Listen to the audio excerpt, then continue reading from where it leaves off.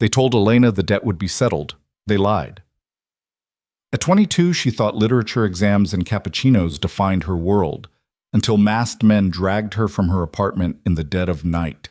No ransom call, no negotiation, just a private jet to nowhere, a silk gown she never chose, and a stage flooded with lights. Below her, the wealthiest monsters in Europe raised their paddles like she was a painting. When the bidding stopped, one man remained, Adrian Romano, crime lord, killer, and now, according to a piece of paper she never signed, her husband. Stay until the end to see how this story unfolds. Hit that like button and drop a comment with your city so I can see how far this story reaches across the world. The rain came down in sheets the night they took her. Elena Vieri had always thought Milan was beautiful in the rain, the way the lights reflected off wet cobblestones, how the Duomo looked like something from a dream through the mist. She'd walked these streets 1,000 times, sketchbook tucked under her arm, losing herself in the architecture, the faces, the stories written in every shadowed doorway. She'd never imagined one of those doorways would swallow her whole. It happened fast. One moment she was fumbling with her keys outside her apartment building, violin music drifting from a neighbor's window.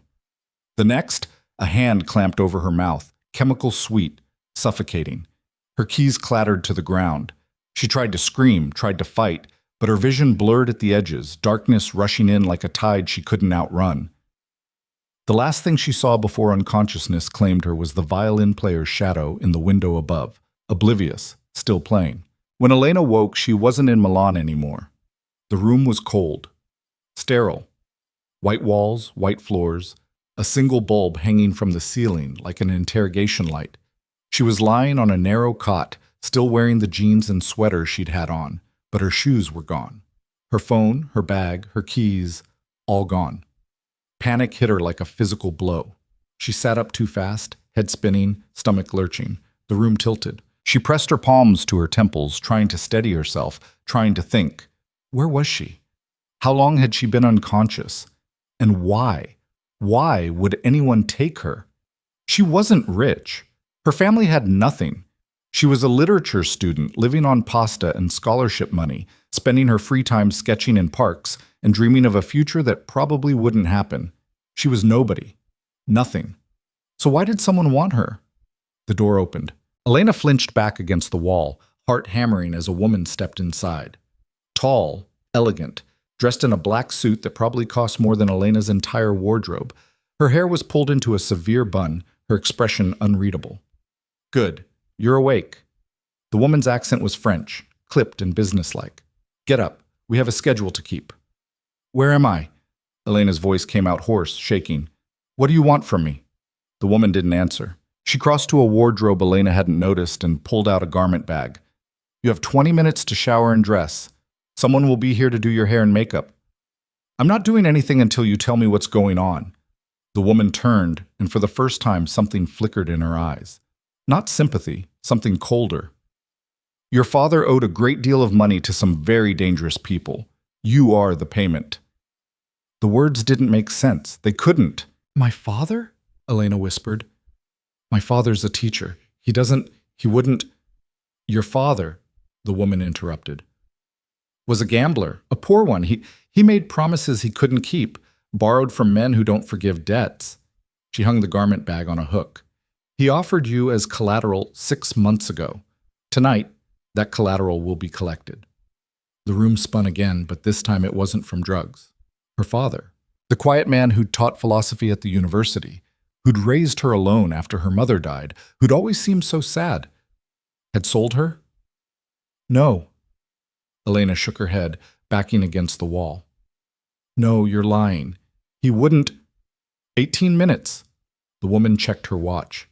If you're not ready when they come for you, they'll drag you out as you are. I suggest you cooperate. She left without another word. Elena stared at the garment bag, at the closed door, at the walls closing in around her. This wasn't real. It couldn't be. Things like this didn't happen to girls like her. She was supposed to graduate in 6 months. She was supposed to have a normal life. But when she looked down at her hands, they were shaking so badly she could barely hold them still. She didn't have a choice. 15 minutes later, Elena stood in front of a mirror she wished didn't exist. The dress was beautiful, That was the worst part. Silk, the color of champagne, fitted at the bodice and flowing to the floor with delicate beading that caught the light like stars. It was the kind of dress a girl dreams about wearing to a gala, a wedding, somewhere magical. Not to her own auction.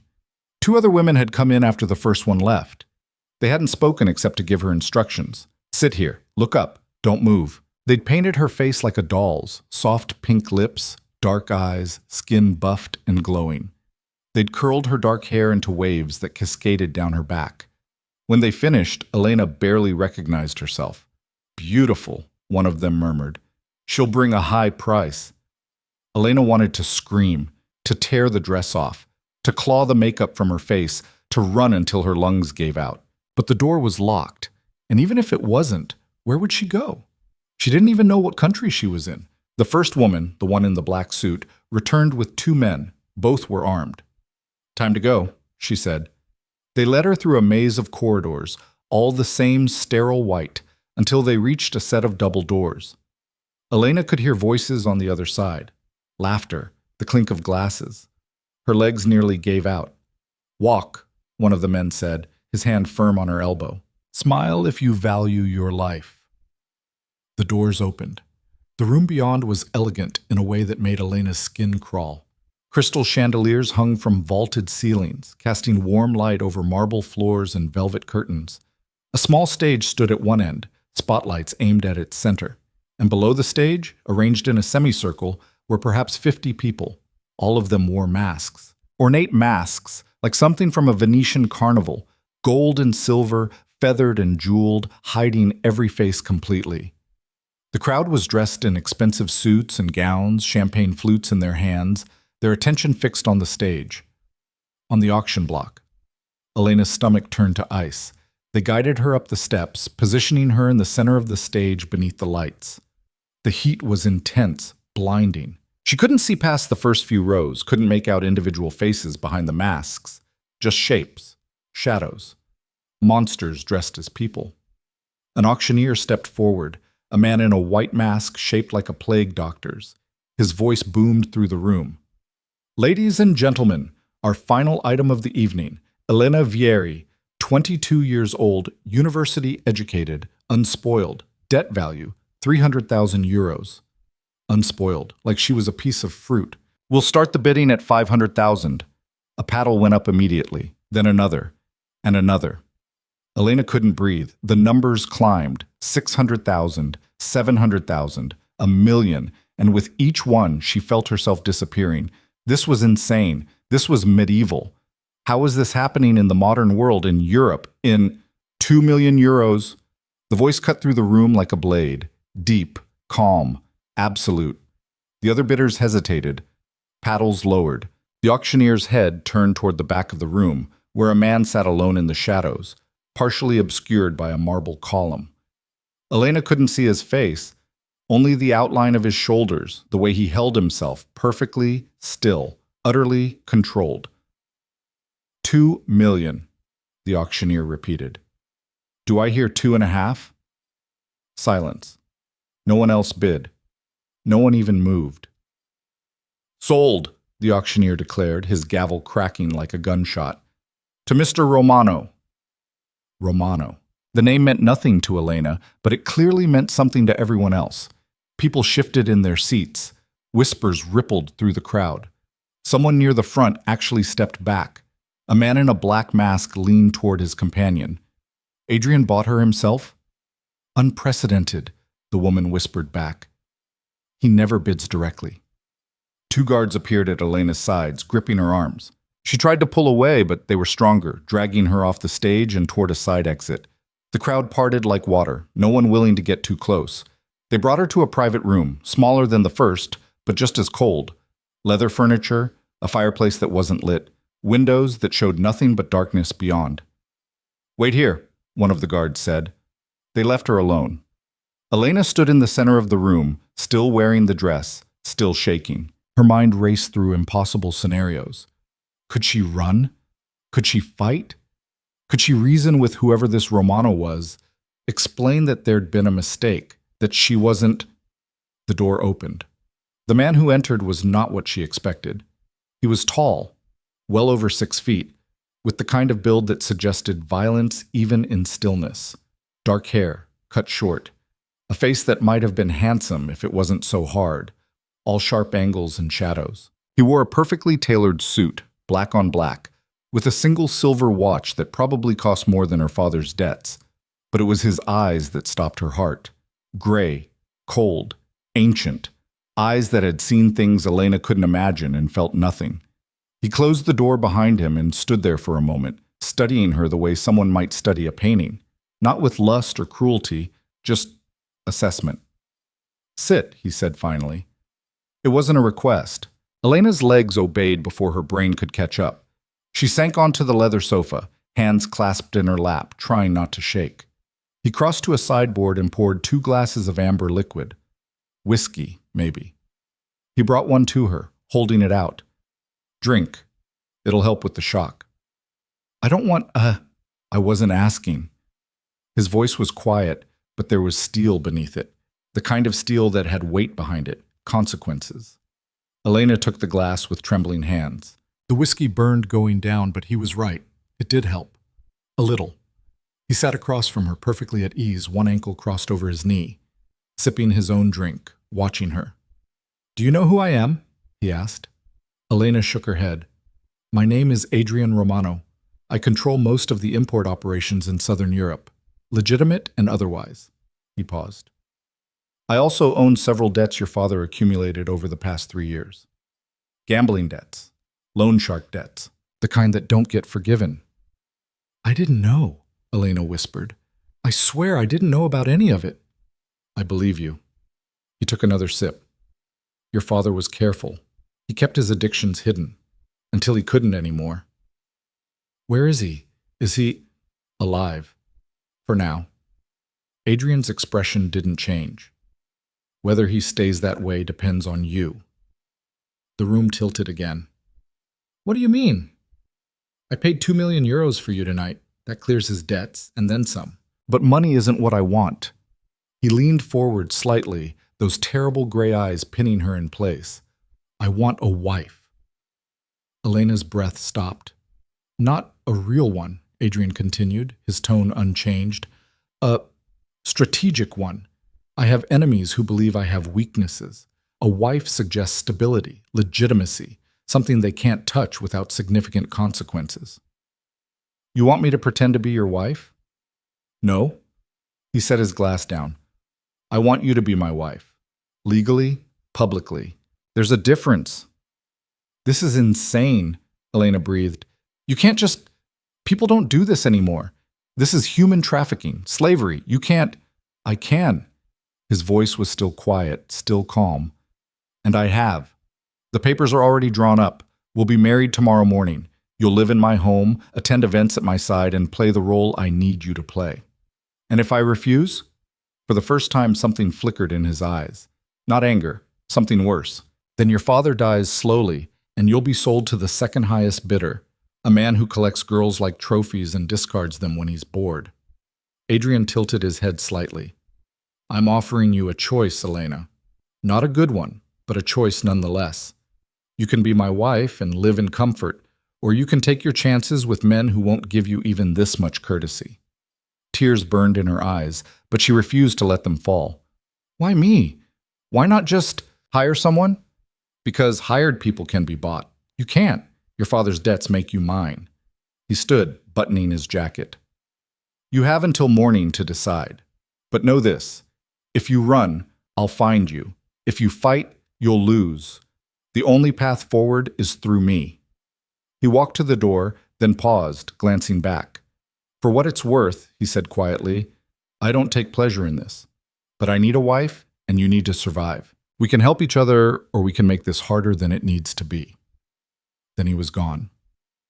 Elena sat in the silence, the whiskey glass still clutched in her hands, her whole world shattered into pieces she couldn't put back together. Somewhere in the distance, a clock chimed midnight, and Elena Vieri, literature student, artist, daughter, ceased to exist. Morning came too fast and too slow. Elena hadn't slept. She'd spent the night in that cold room, curled on the leather sofa, running through escape scenarios that all ended the same way. with her caught, or dead, or worse. The woman in the black suit had brought her food she couldn't eat, clothes she didn't want to wear. A wedding dress. It was simpler than the auction gown. White silk, long sleeves, high neck. Elegant, expensive, wrong. "He's waiting," the woman said. Elena dressed like a ghost going through motions. The ceremony was held in a private office somewhere in the same building. She still didn't know where she was. A magistrate who didn't make eye contact. 2 witnesses who might as well have been statues. And Adrian Romano, standing at the front in a dark suit, his expression unreadable. The words were in Italian, then French, then English. Something about legal binding, mutual consent, lies, all of it. But when the magistrate asked if she took this man as her husband, Elena heard herself say yes. Because what choice did she have? Adrian slid a ring onto her finger, platinum, with a diamond that caught the light like a shard of ice. When it was his turn, she did the same, her hand shaking so badly she almost dropped the band. "You may kiss the bride." Adrian's hand cupped her jaw, tilting her face up. His lips brushed hers, barely a touch, cold and impersonal. It lasted less than a second, then it was done. "Welcome to the family, Mrs. Romano," the magistrate said, closing his book. The witnesses left. The magistrate left. Elena stood there in her white dress, a wife to a stranger, a prisoner with a ring. Adrian extended his hand. "The car is waiting." She didn't take it. She couldn't. He lowered his hand, nodding slightly. "As you wish." They walked through more corridors, out into blinding sunlight. Elena squinted, realizing for the first time that they were at some kind of private estate, sprawling grounds, high walls, mountains in the distance. Beautiful. Isolated. A black car waited in the circular drive, sleek and expensive. A driver held the door open. Adrian gestured for her to enter. "Where are we going?" Elena asked, her first words since the ceremony. "Home," Adrian said. The drive took 2 hours. Elena watched the landscape change through the tinted windows, mountains giving way to coastline, cities to countryside. They were somewhere in southern Europe, she thought. Italy, maybe, or southern France. Somewhere warm, where the sea glittered like broken glass under the sun. They didn't speak. Adrian worked on a laptop, making calls in languages Elena didn't understand. She sat as far from him as possible, watching the world pass by, wondering if she'd ever be part of it again. The car finally turned down a private road, winding up a cliff face. At the top sat a fortress. That was the only word for it. Stone and glass, built into the cliff itself, overlooking an impossible drop to the ocean below. Walls, gates, security everywhere. It was beautiful in a harsh, unforgiving way, like something from a medieval legend, updated for the modern age. "This is your home now," Adrian said as the car stopped. Elena stepped out, the sea wind whipping her hair, the sound of waves crashing far below. The fortress loomed above them, all sharp angles and shadows. A woman appeared at the entrance, older, gray-haired, kind-faced. She smiled at Elena, the first genuine smile she'd seen in days. "Welcome, Mrs. Romano. I'm Maria, the head housekeeper. Let me show you to your rooms." Rooms, plural. That was something, at least. Maria led her inside, through hallways that managed to be both luxurious and austere. Modern art on the walls, expensive furniture, floor-to-ceiling windows that showed nothing but ocean and sky. It felt more like a museum than a home. They climbed a staircase to the second floor, down another hallway, stopping at a set of double doors. "Your suite," Maria said, pushing them open. The room beyond was stunning. A bedroom 3 times the size of Elena's old apartment, with a 4-poster bed, a fireplace, French doors opening onto a balcony, an ensuite bathroom with a tub that could fit 4 people, a walk-in closet already filled with clothes in her size. "Mr. Romano's rooms are across the hall," Maria said gently. "You have complete privacy here. He won't enter without permission." Elena turned to her, hope sparking for the first time. "Really?" "Really." Maria's smile was sad. "He's not a monster, dear, just complicated." She left Elena alone. Elena stood in the center of her gilded cage, still wearing her wedding dress, and finally let herself cry. 3 days passed in a fog. Elena barely left her room. Maria brought her meals she picked at, clothes she changed into mechanically. She spent hours on the balcony, staring at the ocean, wondering if she could survive the fall if she jumped. She probably couldn't. On the fourth day, there was a knock at her door. Adrian. "May I come in?" Elena almost said no, but something in his voice, a note of genuine request, not command, made her hesitate. "Fine." He entered, looking somehow different in casual clothes. Dark jeans, a gray sweater. Less like a crime lord, more like a man. Still dangerous, but human. "You haven't been eating," he said. "I'm not hungry." "You haven't left your room." "I'm a prisoner. Where would I go?" Adrian was quiet for a moment, hands in his pockets. "You're not a prisoner, Elena. You're my wife." "Same thing?" "No," he said quietly. "It isn't." He crossed to the French doors, looking out at the ocean. "I know you hate me. You have every right to, but hating me won't change our situation. Then let me go." "I can't." He turned back to her. "If I let you go, you become a target. Every enemy I have will use you against me. You're safer here." "I don't feel safe." "I know." Something in his expression shifted. Just for a moment she saw something beneath the ice. Regret, maybe. Or exhaustion. "But I'm trying." He walked back to the door, pausing before he left. "There's something I want to show you. Tomorrow morning, if you're willing." Elena didn't answer. But the next morning, when Maria knocked to tell her Mr. Romano was waiting, Elena found herself getting dressed. He led her through the fortress, down hallways she hadn't seen, until they reached a door at the far end of the east wing. He unlocked it and stepped aside. "Go ahead." Elena hesitated, then walked through and stopped. It was a studio, a real artist's studio, flooded with natural light from floor-to-ceiling windows. Easels, canvases, paints in every color imaginable. Brushes, charcoals, pastels, a drafting table with professional pencils, everything an artist could dream of. "How did you—" Elena's voice broke. "Your apartment, before they took you. I saw your sketches." Adrian leaned against the doorframe. "You're talented. It seemed wasteful to let that die." Elena walked deeper into the room, running her fingers over the easels, the paints.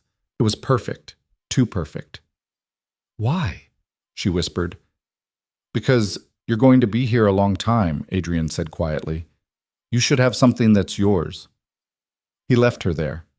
Elena stood in the studio, surrounded by light and possibility, and for the first time since this nightmare began, she felt something other than fear. She felt confused. But the days began to blur together, taking on a strange rhythm. Mornings, Elena painted. She'd wake early, drawn to the studio like a compass finding north, and lose herself in color and form. She painted the ocean, the cliffs, the light as it changed throughout the day. Sometimes she painted memories. Her old apartment, the streets of Milan, her father's face before she knew what he'd done. Adrian left her alone during these hours. She rarely saw him, actually. He disappeared early each day, business, she assumed, the kind she didn't want to know about, and returned late. They took dinner separately, lived separate lives under the same roof. It should have been a relief, but sometimes late at night, Elena would hear his footsteps in the hallway outside her room, pacing, restless. He never knocked, never tried to enter, just walked back and forth until the early hours, then retreated to his own rooms. She told herself she didn't care. 2 weeks after the wedding, Elena ventured beyond her wing for the first time. The fortress was larger than she'd realized, a maze of rooms and corridors, a library with volumes in a dozen languages, a gym with equipment that looked military grade, a wine cellar that probably cost more than a small country. She found Maria in the kitchen, preparing lunch. "Oh, Mrs. Romano, I wasn't expecting you." The older woman smiled warmly. "Are you hungry? I can make you something." "I'm fine. Elena hesitated. "I wanted to see more of the house." "Of course. Would you like a tour?" They spent the afternoon wandering the fortress. Maria showed her the formal dining room, only used for important guests, and the conservatory, where orchids bloomed in perfect rows, the ballroom, empty and echoing, the terraces with their impossible views. "It's very empty," Elena observed. "Mr. Romano doesn't entertain much," Maria said carefully. "He prefers solitude." But he wanted a wife." "Yes, Maria's expression grew thoughtful. Strange, isn't it? A man who guards his privacy so fiercely, suddenly marrying. They returned to the main floor, passing the study. The door was ajar and Elena caught a glimpse of Adrian inside, bent over a desk covered in papers, phone pressed to his ear. Speaking rapid Italian, his voice sharp with authority. He looked up, and their eyes met. Elena quickly looked away, but not before she saw something flicker in his expression. He ended his call. Elena. She stopped. Maria quietly excused herself. Come in, Adrian said. It wasn't a command, but Elena found herself obeying anyway. The study was masculine, dark wood, leather, shelves lined with books that looked actually read, a fireplace crackling with real flame. Maria was showing me the house, Elena said, staying near the door. I'm glad. Adrian set his phone down. You should feel free to go anywhere you like. Anywhere except outside the gates. The gates are for your protection. Or to keep me trapped. Adrian was quiet for a moment, then gestured to the chair across from his desk. Sit, please. Elena hesitated, then complied. The leather was soft, expensive. Everything in this place was. I want to show you something, Adrian said. He pulled a file from his desk and slid it across to her. Open it. Elena did. Inside were photographs. Surveillance photos, she realized, of people, men mostly, in various locations. Some were candid shots, others looked like they'd been taken from security footage. What is this? These are the men who were at your auction, Adrian said quietly. The ones who bid on you. Elena's stomach turned. This one, Adrian tapped a photo of a silver-haired man in an expensive suit, collects women like art, keeps them in his estate until he tires of them, then has them killed. This one, another photo, specializes in trafficking. The women he buys are never seen again. And this one, he indicated a third, enjoys breaking things. He closed the file. You asked me once why I bought you. The truth is, I couldn't let any of them have you. Elena's hands were shaking again. So you saved me? No. Adrian's voice was hard. I'm not a hero, Elena. I'm exactly what you think I am. But I have rules. Lines I don't cross. Like human trafficking? Like unnecessary cruelty. He stood, walking to the window. I didn't put you on that stage. Your father did. I just limited the damage. By making me your wife. Yes. Elena studied his back, the rigid set of his shoulders, the way he held himself like a man carrying weight no one else could see. I don't understand you, she said quietly. I know. Adrian didn't turn around. I don't need you to. I just need you to survive this. Survive what? Me. This life. Everything it means to be married to someone like me. He turned then, and in the firelight his face looked different, older, tired. I won't touch you, he said. I won't hurt you, but I can't let you go either. So we exist in this space between. You paint, I work. We share a name and a home, and nothing else. For how long? I don't know. Elena stood, crossing to face him. She was tall, but he was taller, forcing her to look up. What do you want from me, Adrian? For a long moment, he just looked at her. Then so quietly, she almost missed it. To not be alone. The honesty in his voice startled her. Before she could respond, his phone rang. He glanced at it, and his expression shuttered closed again. I have to take this. Excuse me. He left her in his study, surrounded by evidence of a life she couldn't comprehend, with words echoing in her head that made her captor seem almost human. That night, Elena couldn't sleep. She stood on her balcony, wrapped in a robe, watching the moon paint silver on the dark water. Somewhere below, waves crashed against rocks. The sound should have been soothing. It wasn't. She kept thinking about the photographs, about the men who'd wanted her, about what Adrian had said. I couldn't let any of them have you. Was that protection? Or just a different kind of possession? She heard the footsteps before she saw him. Adrian emerged onto his own balcony, directly across from hers, separated by perhaps 15 feet of night air. He didn't notice her at first, just stood there staring at the ocean, a glass of whiskey in his hand. He looked as sleepless as she felt. Can't sleep either? Elena asked. He turned, surprise flickering across his face. No, Insomnia is an old friend. What do you think about? She didn't know why she asked. When you can't sleep. Adrian was quiet for so long she thought he wouldn't answer. Everything I've done, he said finally. Everything I can't undo. Regrets? Too many to count. Elena leaned against the railing. Then why keep doing it? Because once you start down this path, there's no walking back. You either keep moving forward or you die. That sounds exhausting. It is. He took a sip of whiskey. What about you? What keeps you awake? Fear, Elena admitted. Of this. Of you. Of who I'm becoming. Who are you becoming? I don't know yet. That's what scares me. They stood in silence, two strangers on separate balconies, connected by nothing but darkness and honesty. I'm sorry, Adrian said suddenly. Elena looked at him. For what? For all of it. The auction, the marriage. Taking your choices. He turned to face her fully.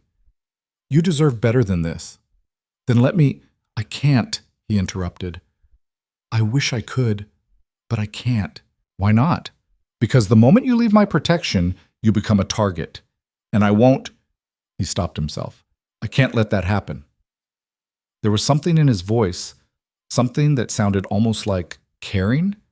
No, that was impossible. Good night, Elena, Adrian said, draining his glass. He disappeared inside before she could respond. Elena remained on the balcony long after he'd gone, wondering why his apology had felt more dangerous than his control. 3 weeks into her captivity, no, her marriage, Elena's world shifted again. She was in her studio, working on a piece she couldn't quite get right. A portrait, though she hadn't admitted whose. The face kept emerging from the canvas despite her best efforts. Sharp features, gray eyes, shadows that suggested violence and vulnerability in equal measure. She was so absorbed she didn't hear the door open. That's quite good. Elena spun around, nearly dropping her brush. Adrian stood in the doorway, dressed for business in a dark suit, but his attention was fixed on her canvas. I'm not finished, Elena said quickly, moving to block his view. But he'd already seen it. Recognition flickered in his eyes, then something else. Surprise, maybe, or discomfort. Is that meant to be me? No, I wasn't trying to. Elena stumbled over the lie. It just came out this way. Adrian stepped closer, studying the painting. You made me look human. You are human. Debatable. But there was the ghost of a smile at the corner of his mouth, the first she'd ever seen. He turned his attention to the rest of the studio, taking in the dozens of canvases she'd completed. Seascapes and sunsets, architectural studies, abstract explosions of color. You're prolific, he observed. I have a lot of time. And a lot to process, I imagine. He paused at a particularly dark piece, all blacks and grays and angry reds. This one is different. That's the night they took me. Adrian studied it for a long moment. I'm sorry you went through that. You paid for me to go through it. No, I paid to end it. He looked at her. There's a difference. Not to me. I know. They stood in uncomfortable silence, surrounded by Elena's attempts to paint her way through trauma. I came to tell you something, Adrian said finally. There's an event tomorrow night, a charity gala in Monte Carlo. I need you to attend with me. Elena's stomach dropped. No, it's not a request. I'm not going to parade around as your wife, pretending to be happy. I'm not asking you to be happy. Adrian's voice was firm, but not unkind. I'm asking you to play a role for 3 hours. We arrive, we make an appearance, we leave. That's all. Why do you need me there? Because my wife's presence legitimizes me in certain circles, makes me seem stable, domestic. His mouth twisted on the last word like it tasted bitter. And because my enemies need to see you're real. Your enemies, Elena repeated. You mean people who want to kill you? Yes. And you want to show me off to them? I want to show them you're under my protection, that touching you means war. Adrian's eyes darkened. It's insurance, Elena, for both of us. I don't want to go. I know, but you will. He left her with that certainty, that quiet command she was learning couldn't be fought. Elena stared at her unfinished portrait of him, wondering when she'd started seeing the man instead of the monster. The dress arrived that evening. Maria brought it up herself, hanging it carefully in Elena's closet. Midnight blue silk, elegant and expensive, with a neckline that managed to be both modest and devastating. "He has good taste," Maria said approvingly. "He's a criminal," Elena countered. "He's many things." Maria smoothed the fabric. "But he's not cruel. Remember that, dear." Elena wanted to argue, but the words stuck in her throat. That night she dreamed of the auction, of being paraded on stage, of paddles rising, of gray eyes watching from the shadows. But in the dream, when Adrian bought her, he didn't walk away. He reached for her hand. She woke before she could see if she took it. Morning came too fast. The day passed in a blur of preparation, hair, makeup, the dress that fit like it had been made for her. Because it probably had. When Elena finally looked at herself in the mirror, she barely recognized the woman staring back. Elegant, polished, every inch the wife of a powerful man. A knock at her door. "Come in." Adrian entered, and for the first time she saw him truly dressed for this world. A tuxedo that had definitely been tailored, cufflinks that caught the light, hair styled just enough to look effortless. He looked like power incarnate. His eyes swept over her, and something flickered in their depths. Appreciation, maybe. Or possession. "You look beautiful," he said quietly. "I look like property." "You look like my wife." He extended his hand. "Shall we?" Elena stared at his hand for a long moment. Then, hating herself for it, she took it. His grip was warm, steady, and for reasons she couldn't explain, terrifying. The helicopter ride to Monte Carlo was surreal.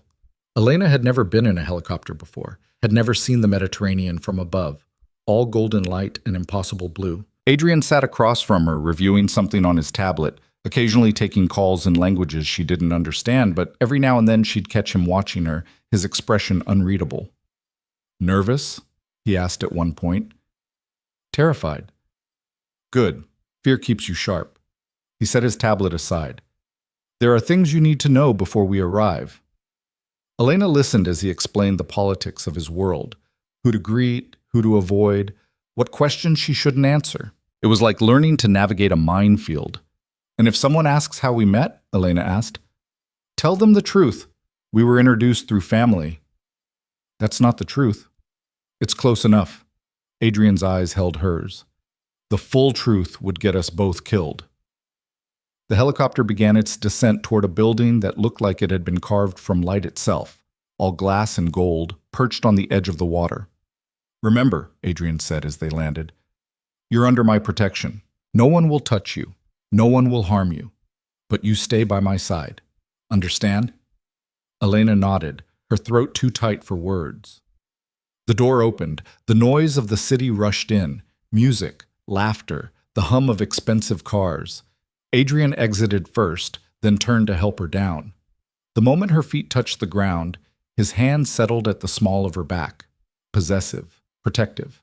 And the cameras started flashing. Elena hadn't expected photographers. Dozens of them, held back by velvet ropes and security, shouting questions in multiple languages. "Mr. Romano, who's your companion? Is this your wife? When did you get married?" Adrian's hand pressed more firmly against her back, guiding her forward. He didn't answer their questions, just kept moving toward the entrance with the confidence of someone who owned the world.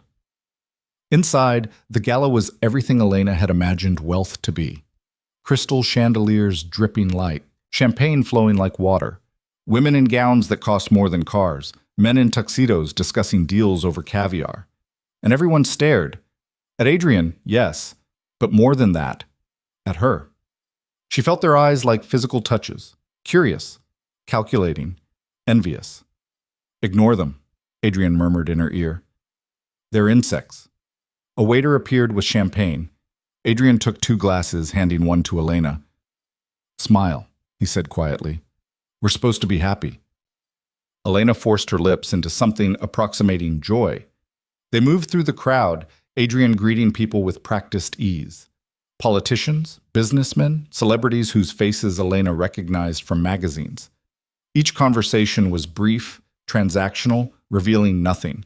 And through it all, his hand never left her back. After an hour, Elena needed air. "I need the restroom," she whispered. Adrian's jaw tightened. "I'll take you." "I can find it myself." "Elena, I won't run.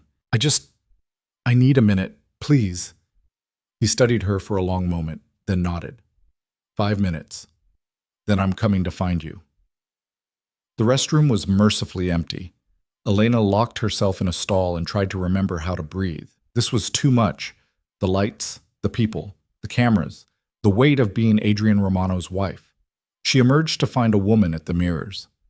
Blonde, stunning, draped in emerald silk. She watched Elena with undisguised interest. "So you're the one who caught him," the woman said in accented English. "French, maybe." Elena froze. "I'm sorry?" "Adrian Romano, Europe's most eligible bachelor. Or he was, until you." The woman's smile was sharp. "I'm curious. How did you manage it?" We met through family." "How romantic." The woman moved closer. "Word of advice, darling. Men like Adrian don't change. They just get better at hiding who they are." "I don't know what you— Oh, he's dangerous. Whatever he's told you, whatever he's promised, it's a lie. He's incapable of love, only possession." The woman left before Elena could respond, her perfume lingering like a warning. Elena stared at her reflection. The makeup, the dress, the ring. Only possession. When she returned to the ballroom, Adrian was waiting exactly where she'd left him. His eyes found her immediately, scanning her face. "Are you all right?" "Fine, just— someone said something." His expression darkened. "Who?" "I don't know her name. Blonde, green dress." "Margot." Adrian's voice went cold. "Stay away from her." "Who is she?" "Someone from my past. Someone who doesn't matter anymore." But the way he said it suggested she mattered very much. The rest of the evening passed in a blur. More conversations, more champagne, more stares. By the time they left, Elena's face hurt from fake smiling. The helicopter ride back was silent. Adrian sat across from her, staring out at the night, his expression unreadable. But his hands, Elena noticed, were clenched into fists. "You did well tonight," he said finally. "I felt like a trained animal." "You felt like my wife."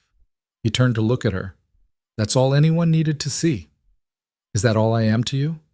A performance?" Adrian didn't answer, and somehow his silence was worse than any words.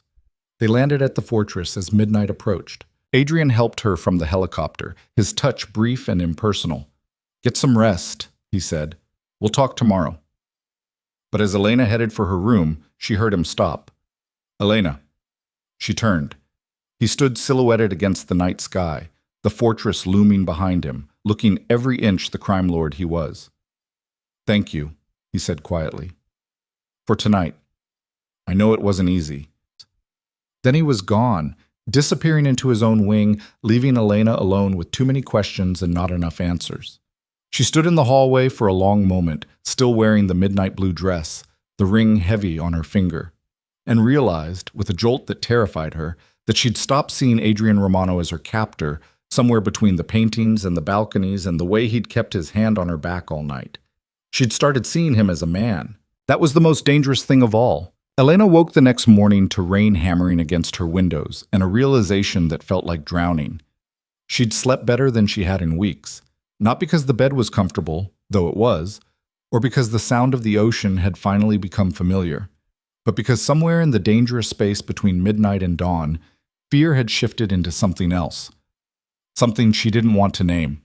She found herself thinking about the way Adrian's hand had stayed at her back all night, not gripping, not controlling, just there, present, protective even. She hated that she'd noticed.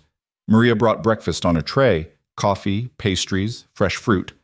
The older woman seemed to sense Elena's mood, keeping her usual cheerful chatter to a minimum.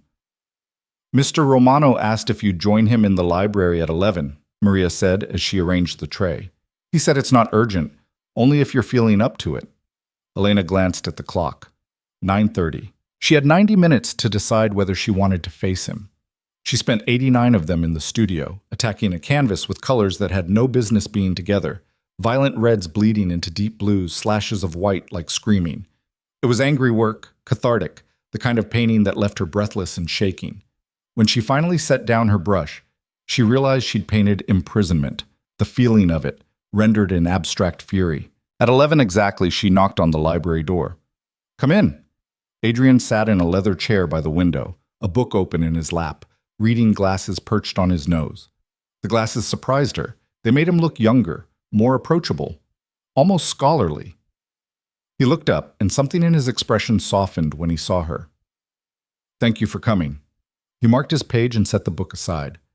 "I wanted to discuss last night." Elena remained by the door, arms crossed defensively. "What about it?" "How you felt. Whether it was too much." Adrian removed his glasses, folding them carefully. "I know I pushed you into it. I want to know if there are boundaries I crossed that I shouldn't cross again." The question caught her off guard. She'd expected orders, not consideration. "Everyone stared," Elena said finally, "like I was some kind of exotic animal you'd brought to show off." "I know. I'm sorry." Adrian stood, moving to the window. The rain streaked down the glass behind him. "In my world, new wives are examined like acquisitions. It's invasive and demeaning. I should have warned you more thoroughly. Would it have made a difference? No. But you deserve to know what you were walking into." Elena crossed to a bookshelf, running her fingers along leather spines. History, philosophy, literature in multiple languages. She pulled out a worn copy of Dante's Inferno, surprised to find margin notes in what looked like Adrian's handwriting. "You read this?" she asked. "Multiple times. Why?" "I studied it at university, 3rd year." Elena opened to a random page, finding a passage underlined. "What circle of hell do you think you belong in?" Adrian's smile was bitter. "All of them, depending on the day." "That's not how it works." "Isn't it?" He moved closer, looking at the book over her shoulder. "Fraud, violence, treachery, I've committed all of it. Dante would have trouble choosing." Elena turned to face him, the book still open between them. "The woman at the gala, Margot. She said you're incapable of love." Adrian's jaw tightened. "She's not wrong." "Then why marry? Why go through this elaborate performance?" "Because love and necessity aren't the same thing." Adrian took the book from her hands, setting it aside. "I told you, I needed a wife. You needed protection. Emotions don't factor into it." "Don't they?" Elena challenged. "You apologized. You built me a studio. You asked about boundaries. Those aren't the actions of someone incapable of feeling. Those are the actions of someone trying to be less of a monster than he is." Adrian's voice was quiet, almost gentle. "Don't mistake pragmatism for emotion, Elena. It'll only hurt you." "And what if I'm already hurt?" The question hung between them, dangerous and honest. Adrian studied her face, his gray eyes searching for something. "Then I'm sorry, truly. That was never my intention." "What was your intention?" "To keep you alive. To keep you safe." He turned back to the window. "Everything else is collateral damage." Elena wanted to argue, to push back against his coldness, but something in the rigid set of his shoulders told her this conversation was over. "Was there anything else?" she asked. "Yes. There's a charity I'm involved with, a foundation that helps victims of trafficking." Adrian's reflection in the rain-streaked window looked almost vulnerable. "I'd like you to visit with me next week, if you're willing." "Why?" "Because they need to see my wife cares, and because—" He paused. "Because I think you might actually care, not as a performance, as yourself." Elena didn't know what to say to that. "Think about it," Adrian said. "You don't have to decide now." She left him in the library, surrounded by his books and his careful distance, wondering which version of him was real, the crime lord who'd bought her, or the man who read Dante and funded trafficking foundations. Maybe they were both real. Maybe that was the problem. The next few days settled into an uneasy routine. Elena painted in the mornings, explored the fortress in the afternoons, and found herself increasingly aware of Adrian's presence even when he wasn't there. His coffee cup left in the kitchen, his jacket draped over a chair in the study, the sound of his voice drifting from behind closed doors, speaking in languages she didn't understand about business she didn't want to know. They crossed paths at odd hours, in hallways, on balconies, once in the library at 3 in the morning when neither of them could sleep. "You're reading my notes," Adrian observed, nodding at the copy of Inferno in her hands. "You have interesting interpretations. Violent men often do." He poured himself a whiskey from the bar cart. "Want one?" "I don't drink." "You did, at the gala." "That was different. I was terrified." "And now?" Elena considered. "I'm still terrified, just of different things." Adrian settled into the chair across from her. "Like what?" "Like forgetting to hate you." The honesty surprised them both. Adrian was quiet for a long moment, swirling his whiskey. "Would that be so terrible?" he asked finally. "Yes, because hating you makes this easier. If I stop," she closed the book. "If I stop, then I have to face what this actually is." "And what is it?" "I don't know. That's what scares me." Adrian stood, setting down his unfinished drink. "For what it's worth, I don't hate you, Elena. I never have." "What do you feel, then?" He looked at her for a long moment, something unreadable in his expression. "Responsible, guilty, and something else I don't have a name for." Then he left her alone with Dante and too many thoughts. The invitation came 3 days later. Not an invitation exactly, more of an announcement. Maria delivered it with breakfast. Adrian needed her to attend a business dinner. Nothing as elaborate as the gala, just a small gathering at the fortress. 8 guests, formal dress. "He said you can say no," Maria added, "but he'd appreciate it if you said yes." Elena thought about refusing, but curiosity won out. What kind of business could Adrian possibly conduct here, in his fortress, with her present? "What time?" 7. I'll bring up a dress." The gown Maria selected was deep crimson, elegant but understated. Elena did her own hair this time, pulling it into a simple twist. When she studied her reflection, she saw someone who was starting to belong to this world. That thought should have terrified her. Instead, it just made her tired. Adrian was waiting at the bottom of the stairs when she descended. He'd changed into a tailored suit, his hair styled, every inch the powerful businessman. But when he saw her, something flickered in his eyes, appreciation mixed with something darker. "You look stunning," he said quietly. "Thank you." Elena accepted his offered arm because refusing would have been childish. "Who are we entertaining?" "Associates? Some from legitimate businesses, others less so." Adrian led her toward the formal dining room. "Just smile and be yourself. That's all I need." "Myself, or the woman you want me to be?" "With you, I'm starting to think they might be the same person." Before Elena could respond, the first guests arrived. The evening was surreal. 8 people gathered around Adrian's table, 3 couples and 2 single men, all polished, wealthy, speaking in careful euphemisms about import operations and distribution networks. Elena recognized the code for what it was: crime dressed in business casual. But what surprised her was how normal it all seemed. These weren't the masked monsters from her auction. They were people, flawed, complex, some even kind. The woman to Elena's left, Isabella, wife of a shipping magnate, asked about her art with genuine interest. "Adrian mentioned you paint. What's your medium?" "Oils, mostly. Sometimes acrylics when I want faster drying." "I'd love to see your work sometime." "Adrian's been so secretive about you." Isabella's smile was warm. "We were all shocked when he announced he'd married. Adrian Romano settled down. None of us thought we'd see the day." "It was rather sudden," Elena managed. "The best things usually are." Isabella's husband joined the conversation then, steering it toward business, and Elena was grateful for the reprieve. Across the table, Adrian was deep in discussion with one of the single men, a younger guy, maybe 30, with sharp eyes and nervous energy. Their conversation was in rapid Italian, but Elena caught enough words to understand it was about territory, expansion, competition. Adrian's hand cut through the air, decisive. "No, we don't move on the North District. Not worth the war it would start.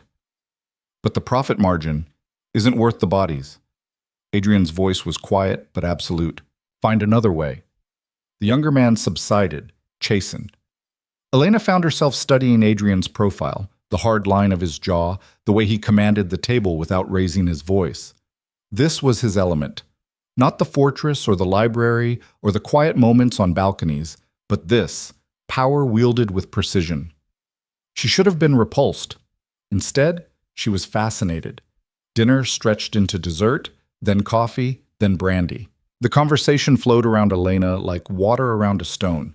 She was present but separate, watching this world from the inside out.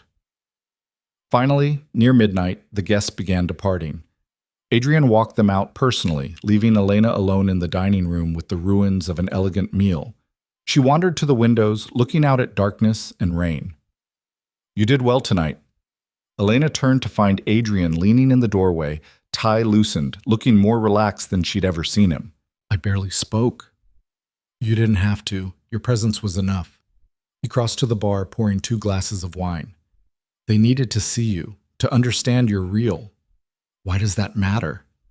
"Because as long as they believe I have something to lose, they'll think twice before moving against me." Adrian handed her a glass. "You're my weakness and my strength, both at once." Elena sipped the wine, rich, expensive, probably older than she was. "That woman, Isabella, she seemed nice." "She is. Her husband is a sociopath, but Isabella herself is genuinely kind." "How does that work?" "The same way any marriage works. Compromise.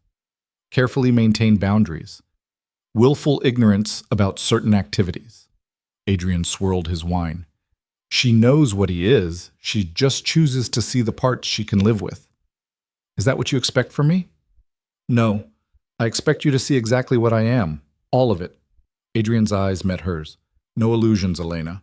That's the only honesty I can offer you." They stood in silence, drinking wine, rain drumming against the windows. "The foundation," Elena said finally. "The one for trafficking victims. When are we visiting?" Adrian's expression shifted. Surprise, then something that might have been hope. "Thursday, if you're sure." "I'm not sure about anything anymore, but I'll go." "Thank you." The gratitude in his voice was so genuine it made Elena's chest ache. She set down her wine glass, suddenly needing distance. "I should get to bed. It's late." "Elena." She paused at the doorway. "I meant what I said. You did well tonight. Not as my wife, as yourself." Adrian remained by the windows, silhouetted against the storm. "You're stronger than you think." Elena didn't trust herself to respond. She just left, climbing the stairs to her room, feeling the weight of his words settle somewhere dangerous near her heart. Thursday arrived wrapped in fog. The foundation was housed in a converted villa outside Nice, beautiful, discreet, surrounded by gardens that probably looked cheerful in sunlight. Today, everything was gray and muted. Adrian led her inside, his hand at her back again. That touch was becoming familiar, almost comforting. A woman met them in the foyer, mid-40s, kind eyes, wearing a sweater that had seen better days. "Mr. Romano, thank you for coming." She smiled at Elena. "And you must be his wife. I'm Dr. Rousseau. I run the foundation." "It's nice to meet you," Elena said, meaning it. Dr. Rousseau led them on a tour, explaining the foundation's work. Housing for women escaping trafficking situations, counseling, job training, legal assistance. It was comprehensive, well-funded, genuinely helpful. "We serve about 40 women at any given time," Dr. Rousseau explained. "Some stay a few weeks, others a few months, whatever they need to get back on their feet." "Who funds this?" Elena asked. "Several donors. Mr. Romano is our largest contributor." Dr. Rousseau glanced at Adrian with obvious respect. "He's very committed to the work." They visited the common areas, a library, a dining room, a courtyard where several women sat talking despite the fog. Some glanced up as they passed, curiosity mixed with caution. One woman, young, maybe Elena's age, with haunted eyes, stared at Adrian with something like recognition. "Do I know you?" she asked in accented English. Adrian stopped. "I don't think so." "You were there. The night they raided the house in Marseille, you—" The woman's eyes widened. "You got me out!" Adrian's expression remained neutral, but Elena felt him tense. "I'm glad you're safe." "You killed 3 men." "I did what was necessary." The woman studied him for a long moment, then turned to Elena. "Your husband is a complicated man." "So I'm learning," Elena said quietly. Later in Dr. Rousseau's office, Elena asked the question burning in her mind. How is Adrian involved in this? Really? Dr. Rousseau glanced at Adrian, who nodded permission. Mr. Romano moves in certain circles, circles where trafficking happens. When he learns of situations, he intervenes. She chose her words carefully. Sometimes violently. He brings the women here. We help them rebuild. So he saves them. In his way, yes. Elena looked at Adrian, who was studying a painting on the wall with sudden fascination. Why? She asked him directly. For a long moment she thought he wouldn't answer. Then, so quietly she almost missed it. Because no one saved my mother. The words hung in the air, heavy with old pain. Dr. Rousseau stood diplomatically. I'll give you two a moment. When they were alone, Elena crossed to where Adrian stood. What happened to your mother? Same thing that almost happened to you. Trafficked, sold, used. Adrian's voice was flat, emotionless. She died when I was 8, in a brothel, beaten to death by a client. Elena's hand found his without thinking. Adrian, I'm so sorry. Don't be, it was a long time ago. That doesn't make it hurt less. He looked down at their joined hands, seeming surprised to find them connected. No, it doesn't. Is that why you bought me? Because of her? Partially. I saw you on that stage, terrified, and I saw her. Saw what her last moments might have looked like. Adrian's jaw tightened. I couldn't let them have you, any of them. So you saved me. I claimed you. There's a difference. Is there? Elena stepped closer. You gave me a home, safety, space to breathe. That sounds like saving to me. Or a different kind of prison. Maybe, but at least this prison has windows. Adrian's thumb brushed across her knuckles, barely a touch, but Elena felt it everywhere. You confuse me, Elena. How? Because you should hate me. You have every right to. But sometimes when you look at me, he trailed off. I can't tell what you're thinking. I'm thinking you're not the man I thought you were. Is that good or bad? I don't know yet. They stood there, hands linked, surrounded by evidence of his complicated morality, violence used for protection, crime funding, salvation. The drive back to the fortress was quiet. Elena stared out the window, processing everything she'd learned. Adrian worked on his tablet, but she caught him glancing at her more than once. Thank you for going with me today, he said, as they pulled through the gates. Thank you for showing me. Elena turned to face him. I needed to see that side of you. Even though it doesn't erase what I am? Especially because of that. You're right, you're complicated. But maybe complicated is better than simple.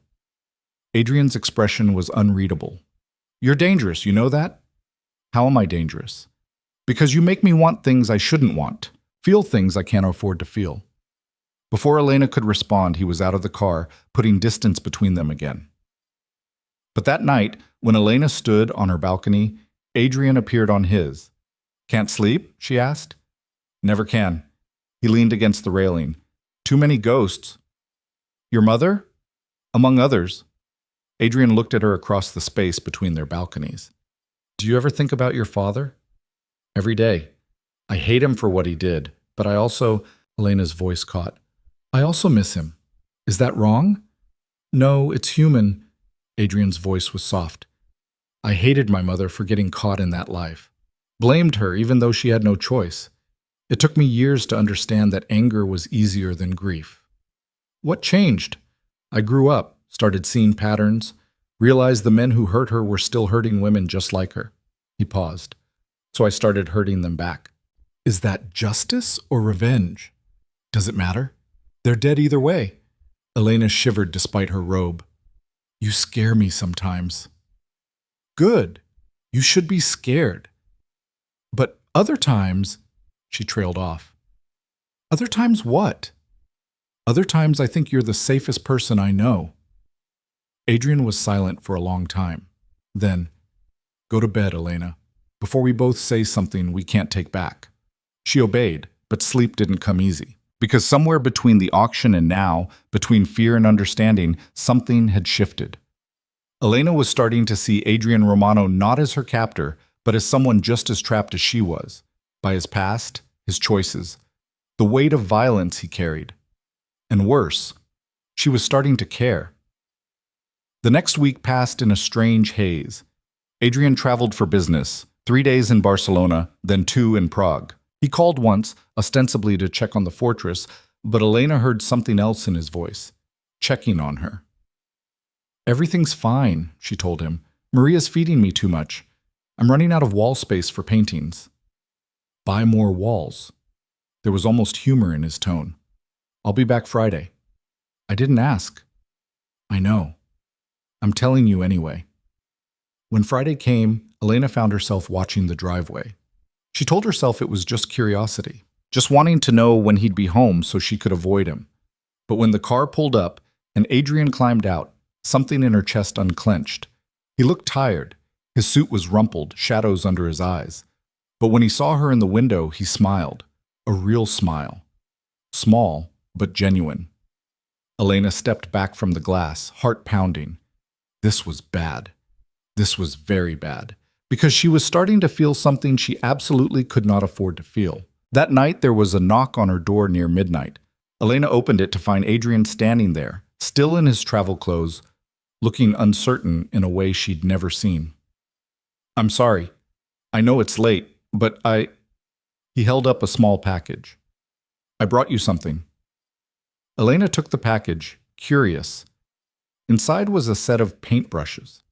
Professional grade, Italian made, the kind that cost hundreds of euros. "I saw them in Barcelona. Thought of you." "Adrian?" Elena looked up at him. "Why?" "Because you deserve good tools. Because He stopped, seeming to struggle with words. "Because I wanted to." They stood there in her doorway, something unspoken stretching between them. "Do you want to come in?" Elena asked before she could stop herself. Adrian's eyes darkened. "That's not a good idea." "Why not?" "Because if I come in, I might not leave." His voice was rough. "And we both know that would be a mistake." "Would it?" "Elena." Her name was a warning. "Don't." "Don't what? Don't ask questions? Don't start caring?" She stepped closer. "It's too late for that." "It can't be." But he didn't move away. "This isn't real. We're not real." "Then why did you bring me paintbrushes from Barcelona?" "Because I'm an idiot who can't leave well enough alone." "Or because you feel it too." Adrian's hand came up, cupping her face with surprising gentleness. "If I let myself feel what I'm feeling, it'll destroy us both. What if it doesn't? What if it saves us?" "You don't understand. I'm not capable of—" Elena kissed him. She didn't know where the courage came from, only that one moment she was standing there arguing and the next her lips were on his, her hands fisted in his shirt, every logical thought burning away. For a heartbeat, Adrian froze. Then he kissed her back. It wasn't gentle. It was desperate, hungry, months of tension breaking like a dam. His hands tangled in her hair, pulling her closer. She gasped against his mouth and he swallowed the sound, backing her against the doorframe. "Elena," he breathed against her lips. "We can't. Stop talking." She kissed him again, and this time he didn't hesitate. His hands mapped her body through her robe, learning curves, staking claims. Elena's world narrowed to sensation, his mouth, his touch, the hard planes of his body against hers. Adrian pulled back suddenly, breathing hard, his forehead pressed to hers. "If we do this," he said raggedly, "everything changes. Everything already changed. You don't know what you're asking for." "Then show me." Something in Adrian's expression cracked, control giving way to want. He lifted her easily, carrying her into the room, kicking the door shut behind them. The night dissolved into heat and discovery, into Elena learning that Adrian was capable of tenderness she'd never imagined, into Adrian discovering that Elena was stronger than either of them knew. When it was over, they lay tangled in her sheets, the fortress quiet around them, the ocean singing its endless song. Adrian's fingers traced lazy patterns on her shoulder. This was a mistake. Probably. I don't regret it. Neither do I. He pressed a kiss to her temple. "You terrify me, you know that?" Elena turned to face him, seeing vulnerability in those gray eyes for the first time. "Why?" "Because you make me want to be better, and I don't know if I can be." What if you already are? Adrian's laugh was bitter. I bought you, Elena, paid 2 million euros to own you. Nothing I do erases that. No, but everything you've done since complicates it. She touched his face. You're not the monster you think you are. I'm exactly the monster I think I am. I just hide it better around you. Or maybe I bring out something different. He pulled her closer, holding her like she might disappear. I don't know what we're doing. Neither do I, but I don't want to stop. They fell asleep like that, wrapped around each other, two people who shouldn't fit but somehow did. When Elena woke at dawn, Adrian was gone, but on her nightstand sat the paintbrushes, and a note in his angular handwriting, I meant what I said. You terrify me, but I'm done pretending I don't want this. Elena held the note, her heart racing, knowing that everything had just irrevocably changed. For better or worse, she'd fallen for her captor, and he'd fallen right back. The days that followed felt like living in a dream that could shatter at any moment. Elena woke each morning reaching for Adrian, only to find his side of the bed empty but still warm. He'd slip out before dawn, leaving notes that made her heart ache, small confessions scratched in his angular handwriting, admissions he couldn't seem to say out loud. You looked peaceful sleeping. I didn't want to wake you, or simply, tonight. And every night he came to her.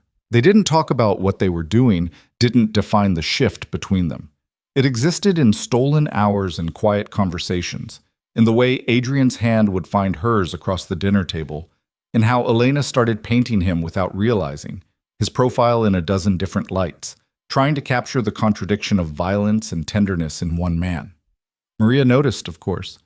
The housekeeper said nothing, but her knowing smile suggested she approved. It was a week after that first night when Elena found Adrian in his study, surrounded by documents, looking more troubled than she'd seen him since the auction. What's wrong? She settled into the chair across from his desk. Adrian glanced up, and for a moment she saw genuine fear in his eyes. There's a situation in Marseille. What kind of situation?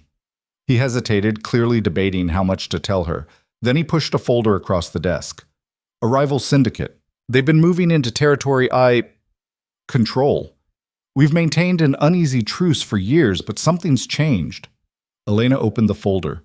Surveillance photos, documents in French, maps marked with territories. And at the center, a photo of a man, older, silver-haired, with cold eyes that reminded her of the auction. Who is this? Viktor Kozlov, Russian, ruthless. Adrian's voice was tight. He's been asking questions about you. Elena's blood ran cold. What kind of questions? Where you came from, how much I paid, whether the marriage is real. Adrian stood, pacing to the window. He's testing me, looking for weaknesses. And I'm a weakness. You're everything. The admission came out raw, and he knows it, which makes you a target. Elena set down the folder, her hands shaking. What does he want? Leverage. If he can take you, he can control me. Force concessions, take territory, maybe even Adrian's fist clenched against the glass. I won't let that happen. So what do we do? He turned, surprise flickering in his eyes. We? You think I'm just going to hide while you handle this alone? Elena stood, crossing to him. I'm in this now, Adrian. Whatever this is. Something in his expression cracked, gratitude mixed with anguish. You don't understand what you're offering. This isn't just danger, it's war. Then teach me how to survive it. Adrian pulled her close, his arms tight around her. I can't lose you. I've lost too much already. You won't. Elena tilted her face up. We'll figure this out together. He kissed her then, desperate and claiming, like he was trying to memorize her through touch alone. When they finally broke apart, Adrian's expression had shifted into something harder. Business. There's a meeting, tomorrow night, neutral territory in Monaco. Victor wants to negotiate. The word dripped with skepticism. I have to go. Then I'm going with you. Absolutely not. Adrian, no. His voice was iron. These people are animals. I won't bring you into that. I've already been in that. Remember? Elena's voice was sharp. I was property once.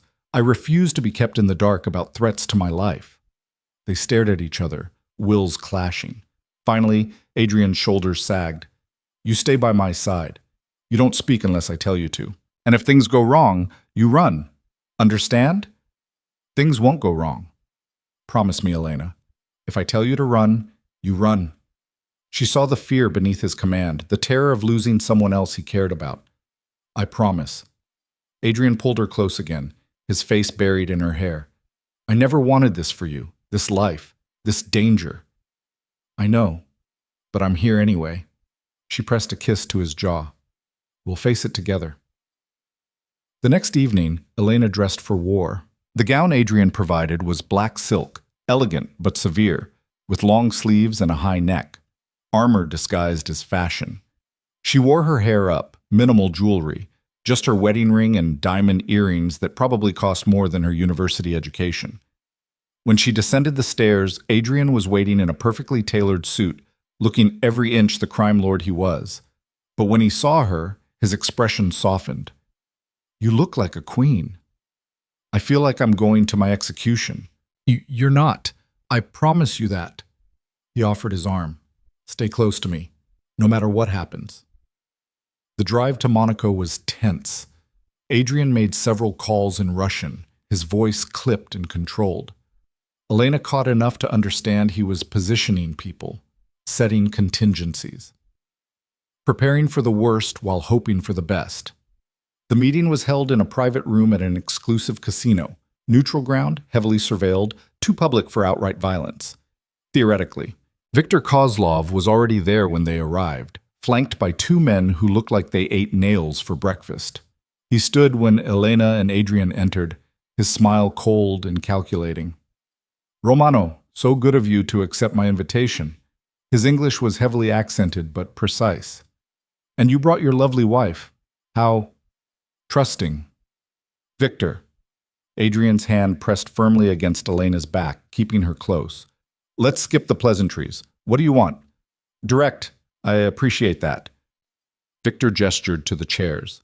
Please sit. We have much to discuss. They sat, Adrian positioning himself between Elena and Victor.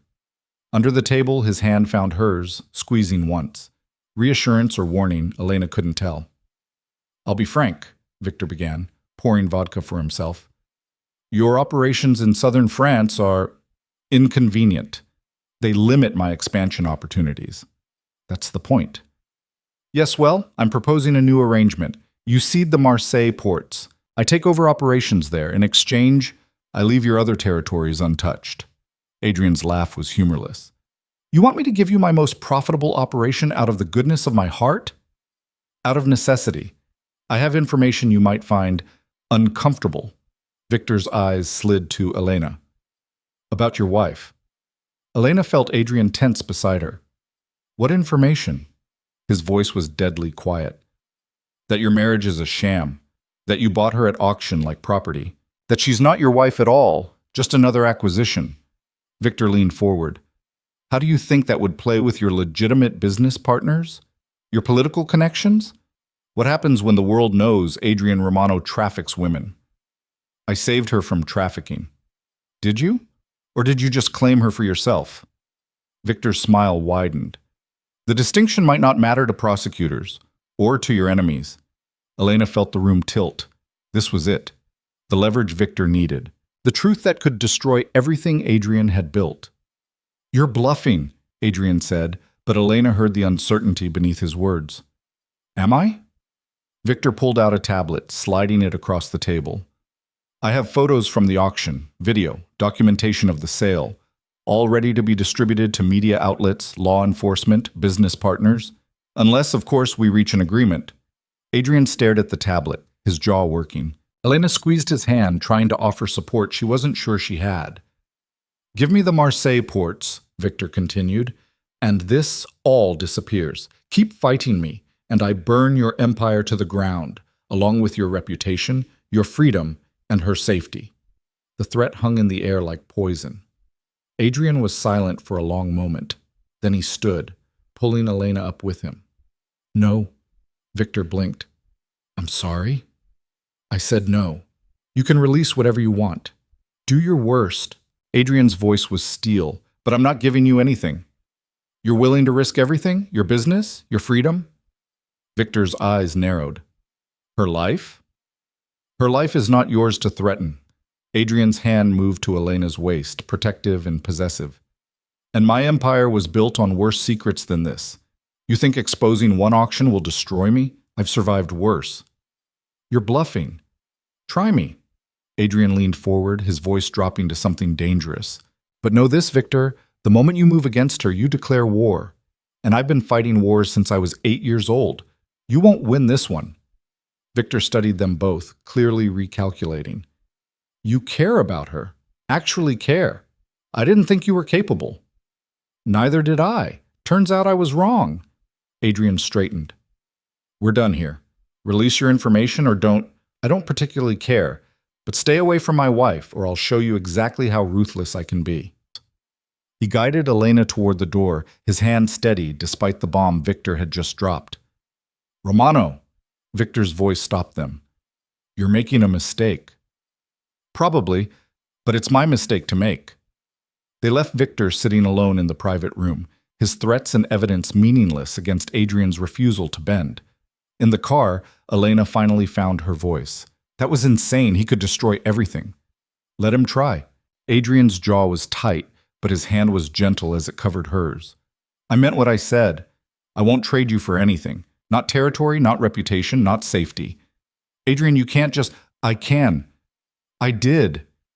He turned to face her. You think I care what the world knows about us? About how we started? The only thing that matters is what we are now. And what are we? His eyes searched hers.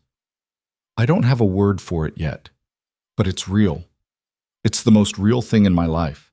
Elena's throat tightened. You're willing to risk everything for that? For you? Yes. His thumb brushed across her knuckles. I'd burn it all down before I let anyone hurt you. The car pulled through the fortress gates just as the first drops of rain began to fall. Inside, Adrian led her straight to his study, pouring them both whiskey with shaking hands. This is bad, he said, more to himself than to her. Victor's not the type to back down. He'll escalate. How? I don't know, but he will. Adrian drained his glass. I need to move some assets, secure certain operations, make sure that if he does release that information, the damage is minimal. What can I do? He looked at her like she'd offered him the world. Stay alive. Stay here. Let me protect you. I'm not hiding while you fight this alone. Elena, no. She crossed to him, taking the glass from his hand. You said we're real. That means we face this together. Adrian pulled her against him, his forehead resting on hers. I don't know how to do this, how to care about someone and keep them safe in this world. Then we'll figure it out as we go. They stood there holding each other, rain hammering against the windows, both knowing that Victor's threat was just the beginning. That night, neither of them slept. They lay in Elena's bed, talking in whispers about contingencies and worst-case scenarios. Adrian explained his operations in detail, what was legitimate, what wasn't, where the vulnerabilities lay. Elena listened, absorbing the reality of the man she'd fallen for. I've killed people, Adrian said into the darkness. More than I can count. Does that change how you see me? Elena was quiet for a moment. Were they innocent? No. They were men who hurt others, traffickers, abusers, competitors who thought violence was the only language. Then no, it doesn't change anything. She turned to face him. You're not a good man, Adrian, but you're not purely evil either. You're just you. That's not very romantic. I'm not interested in romance. I'm interested in truth. His kiss was soft, reverent. How did I get this lucky? You paid 2 million euros. Best investment I ever made. They made love slowly, carefully, like they were memorizing each other in case the world fell apart tomorrow. When dawn came, Adrian was still there. He held her as light crept across the room, his fingers tracing patterns on her skin. I need to tell you something, he said quietly. Elena's stomach clenched. What? I've been looking for your father. She went rigid. What? I needed to know he was still alive, for your sake. Adrian's voice was careful. I found him. He's in a facility outside Rome. Addiction treatment. He's safe. Elena didn't know what to feel. Rage, relief, grief, all of it tangled together. Why didn't you tell me? Because I didn't know if you wanted to know. If you'd forgiven him enough to care. I haven't forgiven him. Her voice cracked. But he's still my father. I know. That's why I kept him safe, even after what he did. Adrian pressed a kiss to her temple. If you want to see him, I can arrange it. If you don't, that's fine too. Elena turned in his arms, studying his face. You did that for me? I'd do anything for you. Haven't you figured that out yet? She kissed him instead of answering, pouring everything she couldn't say into the touch. Later that morning, Victor's move came. Adrian was in a video call with his lawyers when Maria knocked urgently. Mr. Romano, you need to see this. She handed him a tablet showing a news website. The headline made Elena's blood freeze. Billionaire businessman Adrian Romano linked to human trafficking ring. Below it, photos from the auction. Blurred faces, but Elena clearly visible in her champagne gown, standing on the stage, and Adrian in the shadows, his paddle raised. That bastard, Adrian breathed. He actually did it. What do we do? Elena whispered. Adrian was already on his phone, barking orders. Get Marcus. Tell him to activate Protocol 7. I want our PR team spinning this in the next hour. And get me the prosecutor in Nice. I don't care if it's Sunday. Wake him up. He ended the call, turning to Elena with surprising calm. Pack a bag. We're leaving. Where? Switzerland. I have a property there. Secure. Isolated. We'll ride this out until I can control the narrative. Adrian, if we run, it looks like we're guilty. We are guilty. Of exactly what they're saying. His hands gripped her shoulders. But I can spin this. Make it about saving you, not buying you. Position myself as someone who intervened in trafficking, not participated. But I need time, and I need you safe. Elena nodded, her mind racing. How long? A week, maybe 2. Long enough for the initial storm to pass. She went to pack, her hands shaking as she threw clothes into a bag. This was really happening. The secret she'd been living with, now exposed to the world. In the hallway, she heard Adrian on the phone again, his voice sharp with authority. I don't care what it costs. Buy the story. Bury it. Make it disappear. But some things, Elena knew, couldn't be buried. They were loading into the car when the gates exploded. The blast threw Elena backward, her ears ringing, vision blurred. Through the smoke, she saw figures pouring through the breach, armed men moving with military precision. Elena! Adrian was there, pulling her up, shoving her toward the house. Inside! Now! Gunfire erupted. Adrian returned fire with a weapon Elena hadn't known he was carrying, his shots controlled and lethal. 2 attackers went down, then 3. But there were too many.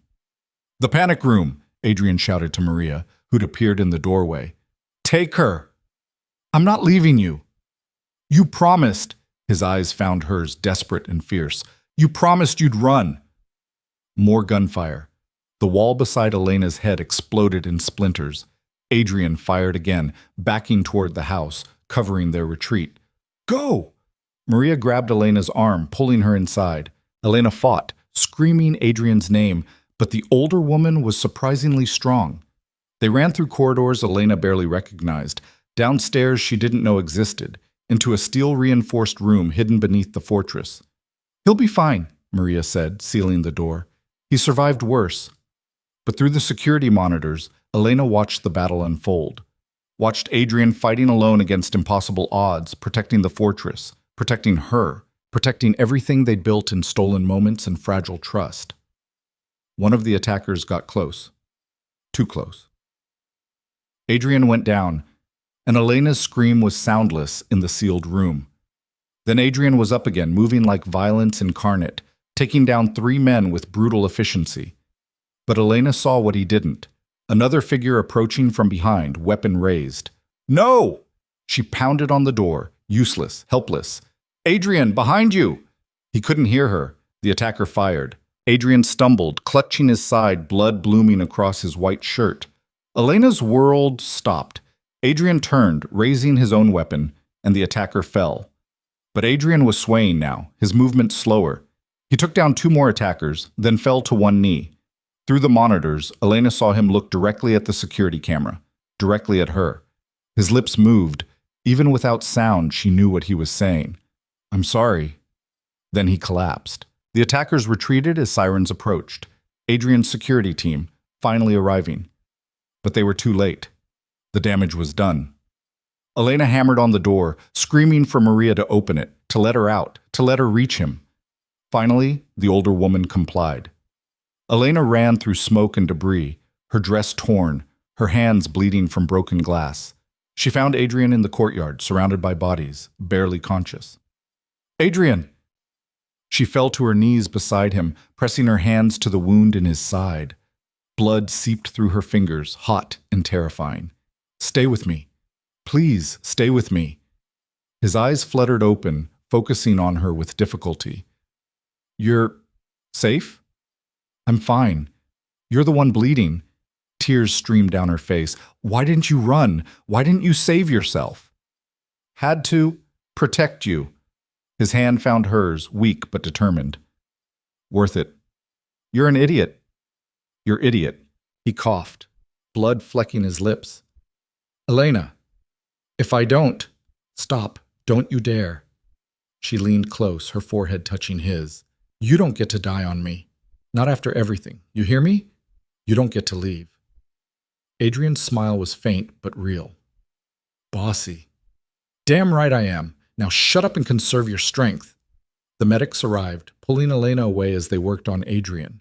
She watched them load him into an ambulance, her hands still covered in his blood, her heart in her throat. One of Adrian's lieutenants, a man named Marcus she'd met once, appeared at her side.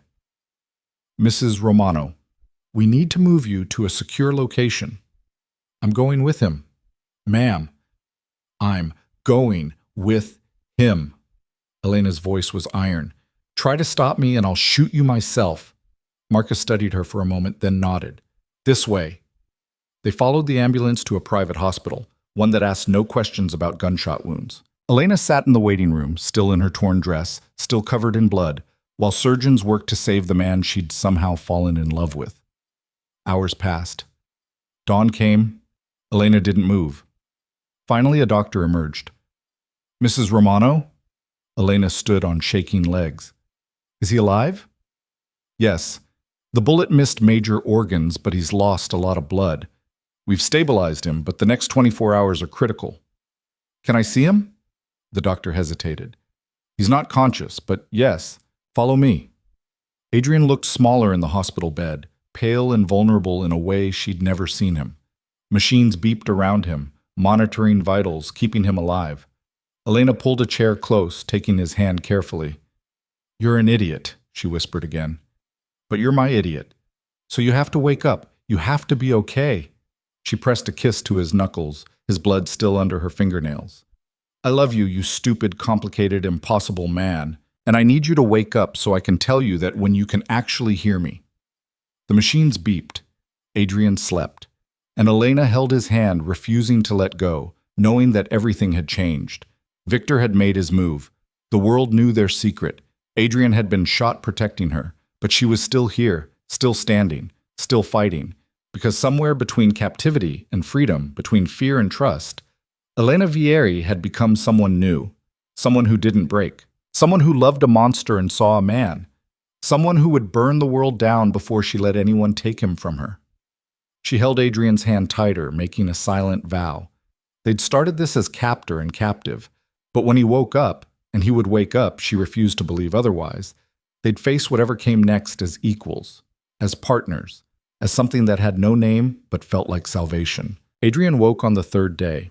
Elena had barely left his side, surviving on coffee and sheer stubborn will, ignoring Marcus's gentle suggestions that she rest. She was there when Adrian's eyes finally opened, his hand still wrapped in hers. "Elena?" His voice was rough, barely a whisper. She leaned forward, tears streaming down her face. "Hey, welcome back. You're still here. Where else would I be?" Adrian's fingers tightened weakly around hers. "Safe. Away from this mess." "He's too late for that." She brushed hair from his forehead, her touch gentle. "Besides, someone had to make sure you didn't die." You're terrible at following doctor's orders. A ghost of a smile crossed his lips. Bossy. You said that already, before you passed out. Elena's voice cracked. Don't do that again. Don't almost die on me. I'll try. He struggled to sit up, wincing at the pain. Victor? Gone. Your men tracked the attackers back to a warehouse in Marseille, but Victor had already disappeared. Marcus had briefed her on everything, treating her like she had a right to know, like she was actually Adrian's partner. But there's more. Tell me. Elena took a breath. The news story went viral. Every major outlet picked it up. Photos from the auction are everywhere. The authorities in 3 countries have opened investigations. Adrian closed his eyes. How bad? Bad enough that your lawyers have been working around the clock. Good enough that your PR team is actually managing to spin it. She squeezed his hand. They're positioning you as someone who infiltrated the auction to rescue victims. A vigilante, not a participant. That's not what happened. I know, but it's the story that might save you. Elena hesitated. They want me to do an interview, tell my side of things. Say you saved me. Adrian's eyes snapped open. No, absolutely not. I won't let you lie for me. It wouldn't be entirely a lie. She met his gaze steadily. You did save me. Just not the way they think. Elena, you saved me from worse monsters than yourself. You gave me a home when I had nothing. You protected me when Victor came after us. Her voice was fierce. So maybe it didn't start as a rescue, but somewhere along the way it became one. Adrian stared at her like she was something miraculous and terrifying. You don't have to do this. I want to. Let me help you the way you've helped me. Before he could respond, the doctor entered to check his vitals, followed by Marcus with urgent news. We have a problem, Marcus said, then noticed Adrian was awake. Sir? Good to see you conscious. What's the problem? Adrian asked, already shifting into business mode despite his obvious pain. Victor's made contact. He wants to meet, says he has information about the attack. Adrian's expression hardened. It's a trap. Probably. But he says if you don't meet him, he'll release more evidence. Videos from inside your operations, financial records, everything. Let him. I'm done negotiating with terrorists. There's more. Marcus glanced at Elena, clearly uncomfortable. He claims he has information about Mrs. Romano's father, about who really sold her. Elena went cold. What does that mean? Adrian's hand found hers. It means Victor is fishing, trying to create doubt between us. Or, Marcus said carefully, he knows something we don't. The words hung in the sterile hospital air like poison. Set up the meeting, Adrian said finally. But not until I'm out of this bed. And double our security. Marcus nodded and left. Elena remained frozen, her mind racing. My father sold me to pay his debts, she said slowly. That's what they told me. That's what I was told too. Adrian struggled to sit up further, his face tight with pain. But I never verified it directly. I paid the debts, took you from the auction, assumed the rest was true. You're saying it might not be? I'm saying Victor is many things, but he's not usually a liar. If he claims to have information, Adrian trailed off. We need to find out what he knows. Elena's world tilted again. Everything she'd believed about that night, about why she'd been taken, suddenly felt uncertain. I want to see my father, she said abruptly. Adrian looked at her. Are you sure? No, but I need answers, real ones. She stood, pacing the small hospital room. If there's more to this story, if someone else was involved, I deserve to know. Then we'll find out. Together. Adrian held out his hand. But first, I need to get out of this place. I can't protect you from a hospital bed. The doctors protested, but Adrian Romano was not a man who took no for an answer. 24 hours later, he was back at the fortress, or what remained of it. The attack had left scars, bullet holes in the walls, scorched stone from the gate explosion, windows still being replaced. But it was home, and home meant safety, however temporary. Adrian set up operations from his study, conducting business from a leather chair with Elena hovering nearby, ignoring her concerned looks. His wound was healing, but she could see the pain in the tight set of his shoulders, the occasional grimace when he moved wrong. You should be resting, she said for the 100th time. I'll rest when Victor is dealt with. Adrian signed a document Marcus handed him. Schedule the meeting for Friday, the same place as last time, neutral ground. You're not going alone, Elena said. We've discussed this. No, you've dictated and I've ignored you. I'm coming. She crossed her arms. He has information about my father. About me. I have a right to hear it. Adrian studied her for a long moment. You've changed. What do you mean? The woman I bought wouldn't have argued with me. She was terrified, broken. Now you're... He searched for words. Strong, fearless. You stand up to me like an equal. I am your equal. Yes. His smile was soft, genuine. You are. I just didn't expect it. What did you expect? Someone who stayed afraid. Someone I could protect by keeping at a distance. Adrian stood, crossing to her despite his obvious discomfort. Instead, you became someone who protects me right back. Elena touched his face, careful of the bruises still fading. We protect each other. That's how this works. He kissed her, tender and claiming, until Marcus cleared his throat from the doorway. Sorry to interrupt, but we have another situation. Adrian pulled back with a sigh. What now? The Foundation. Doctor, Rousseau called. They're being investigated. Questions about funding sources. Connections to organized crime. Marcus's expression was grim. They're threatening to shut it down. No. Adrian's voice went hard. Those women depend on that place. I won't let it close because of me. The connection is obvious, sir. Your donations fund most of their operations. With the current scandal, then we find other donors, clean money, legitimate sources. Adrian was already reaching for his phone. I'll call every business contact I have. Someone will help. Elena watched him work, making calls, leveraging favors, calling in debts, all to protect a foundation that helped women like the one his mother had been, like she could have been.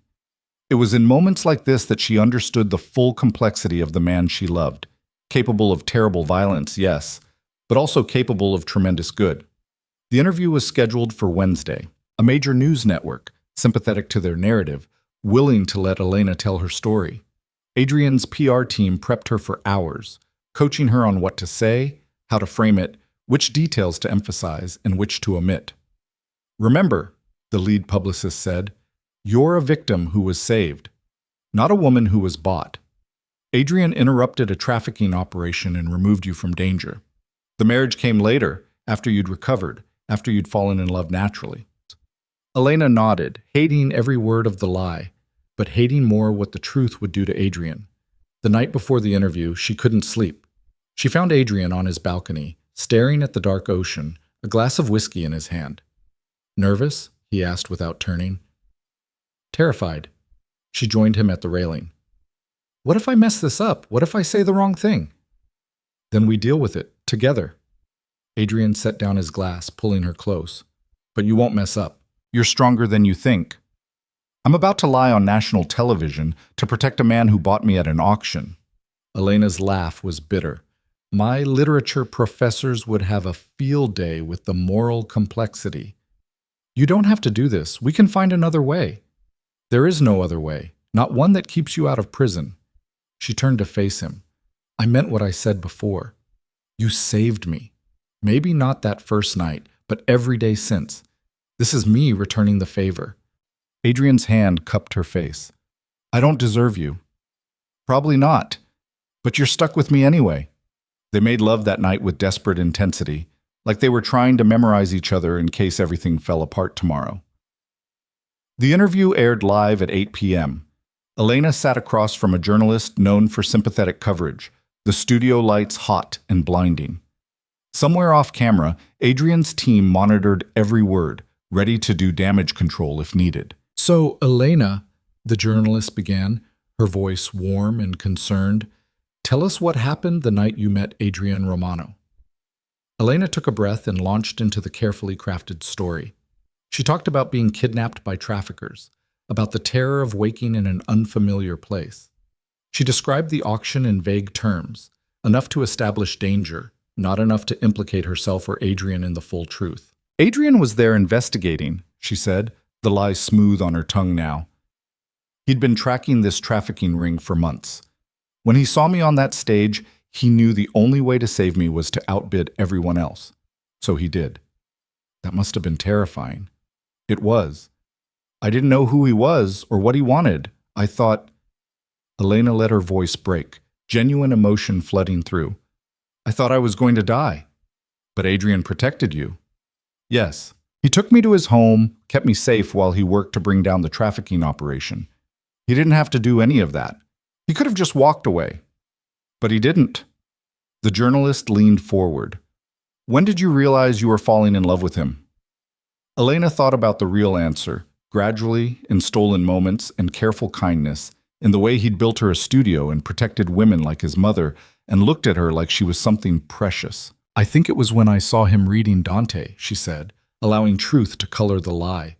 This powerful, dangerous man, sitting in his library with reading glasses on, making notes in the margins. He was so much more than I'd expected. More human. More complicated. And the marriage. We got married because we wanted to, because somewhere in all the chaos, we found something real. Elena met the camera directly, speaking to everyone watching, but really only talking to Adrian. He's not perfect. Neither am I. But we're perfect for each other. The interview continued for another 20 minutes. Questions about the foundation, about Victor's accusations, about what came next. Elena answered each one with practiced ease, selling the narrative that would save the man she loved. When it ended, the producer gave her a thumbs up. That was perfect. Exactly what we needed. Elena smiled and nodded and felt like she was going to be sick. She found Adrian in the waiting room, his expression unreadable. How was I? She asked. Convincing? Too convincing. He pulled her into an embrace. I hated watching you lie for me.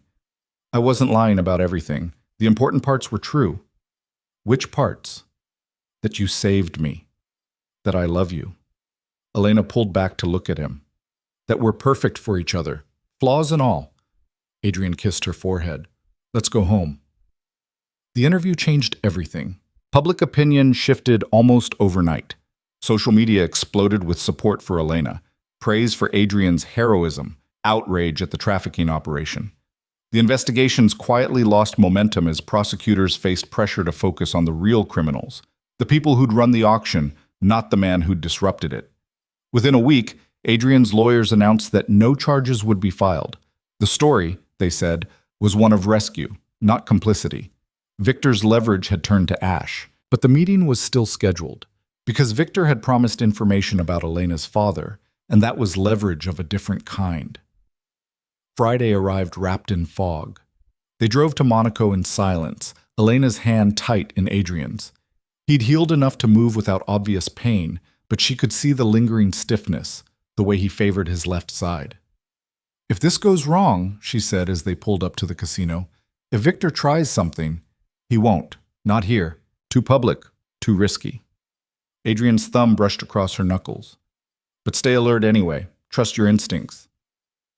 Victor was waiting in the same private room as before, looking smug and untouched by the scandal he'd tried to create.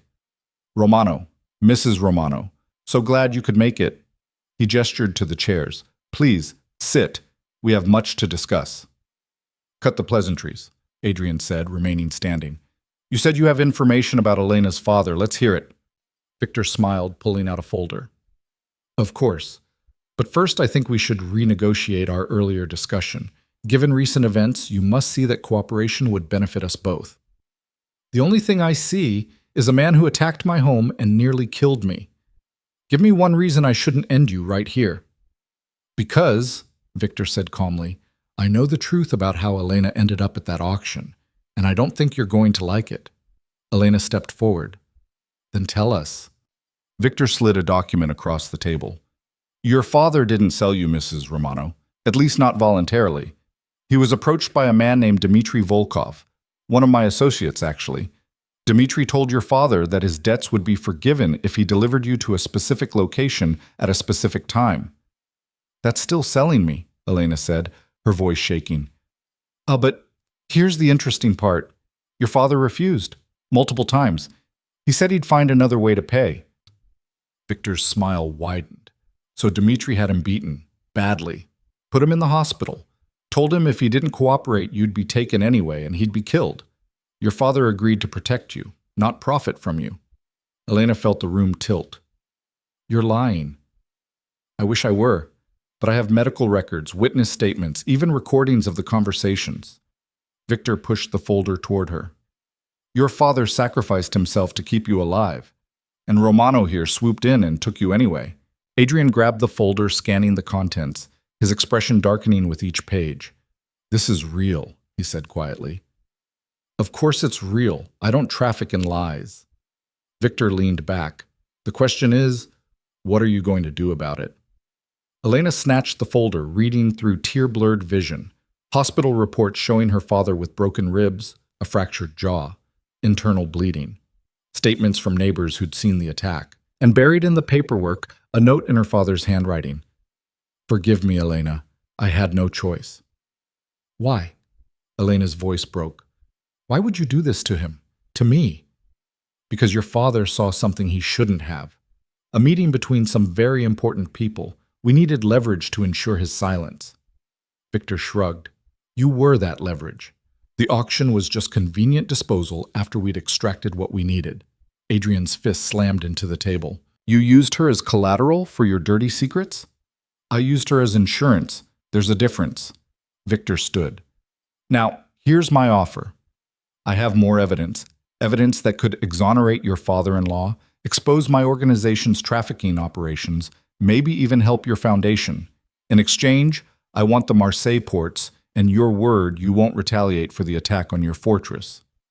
You're insane if you think I'd deal with you after this. Am I? Or am I offering you a chance to give your wife something she actually wants? Her father's freedom? His redemption? Victor's eyes glittered. Think about it, Romano. What's worth more? Territory you can replace or her happiness? Elena looked at Adrian, seeing the conflict in his expression. This was exactly the kind of impossible choice he'd been trying to protect her from. Don't, she said. Don't give him anything for me. Elena, I mean it. My father made his choices. He's dealing with the consequences. You don't trade your empire for that. Victor laughed. How noble. But I wonder how long that nobility will last when you visit dear old Dad and see what my people did to him. Get out, Adrian said quietly. I'm sorry? Get out. Before I forget, we're in public and kill you where you stand. Adrian's voice was deadly calm. You want Marseille? You want my cooperation? You want anything from me? The answer is no, now and forever. You're making a mistake. I'm making a choice. There's a difference. Adrian took Elena's hand. And I choose her, always her, over territory, over peace, over everything. They left Victor sitting alone, his leverage meaningless, his threats empty. In the car, Elena finally let herself break. She sobbed against Adrian's chest while he held her, stroking her hair, whispering reassurances she couldn't quite hear through the grief and rage. I need to see him, she said finally. My father. I need to know if it's true. Then we'll go. Tomorrow, if you want. Adrian tilted her face up. Whatever you need, Elena. I mean that. What I need is for none of this to have happened. For my father not to have been beaten, for me not to have been sold, for you not to have... She stopped herself.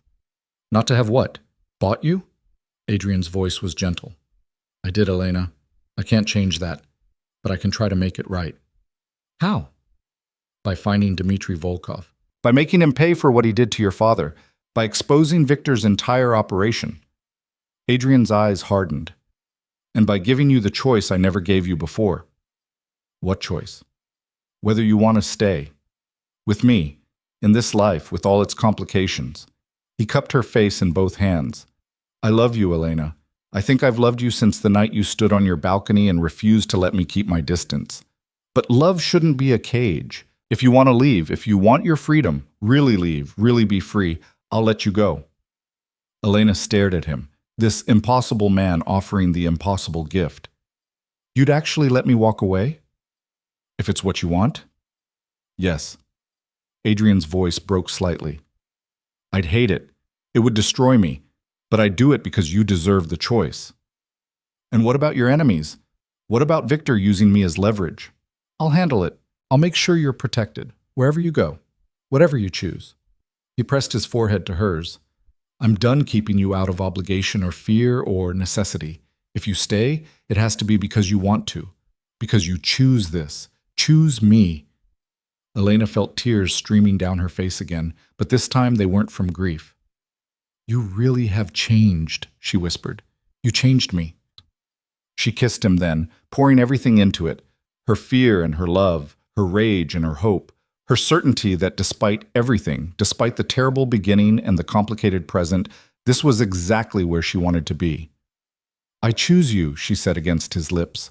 I choose this life, this home, this impossible, violent, beautiful thing we've built together. I choose us. Adrian's arms tightened around her. Even knowing the truth? Knowing your father tried to save you and I took you anyway? Especially knowing that, because you didn't know. And when you found out, you offered me the one thing you've never offered anyone else: freedom. She pulled back to look at him. That's not the action of a monster, Adrian. That's love. They held each other as the car wound through mountain roads, both knowing that tomorrow would bring more complications, more battles, more impossible choices. But for now, in this moment, they had each other. And that was enough. The next morning, they flew to Rome. The facility where Elena's father was recovering was modest but clean, specializing in addiction treatment and trauma recovery. Adrian had been funding his care for months, Elena learned, keeping him safe, keeping him alive, all while never mentioning it. Why didn't you tell me sooner? She asked as they walked up to the entrance. Because I didn't know if you'd forgiven him enough to care, and I didn't want to pressure you either way. Adrian squeezed her hand. Your relationship with your father is yours to define. I just wanted to make sure he stayed alive long enough for you to make that choice.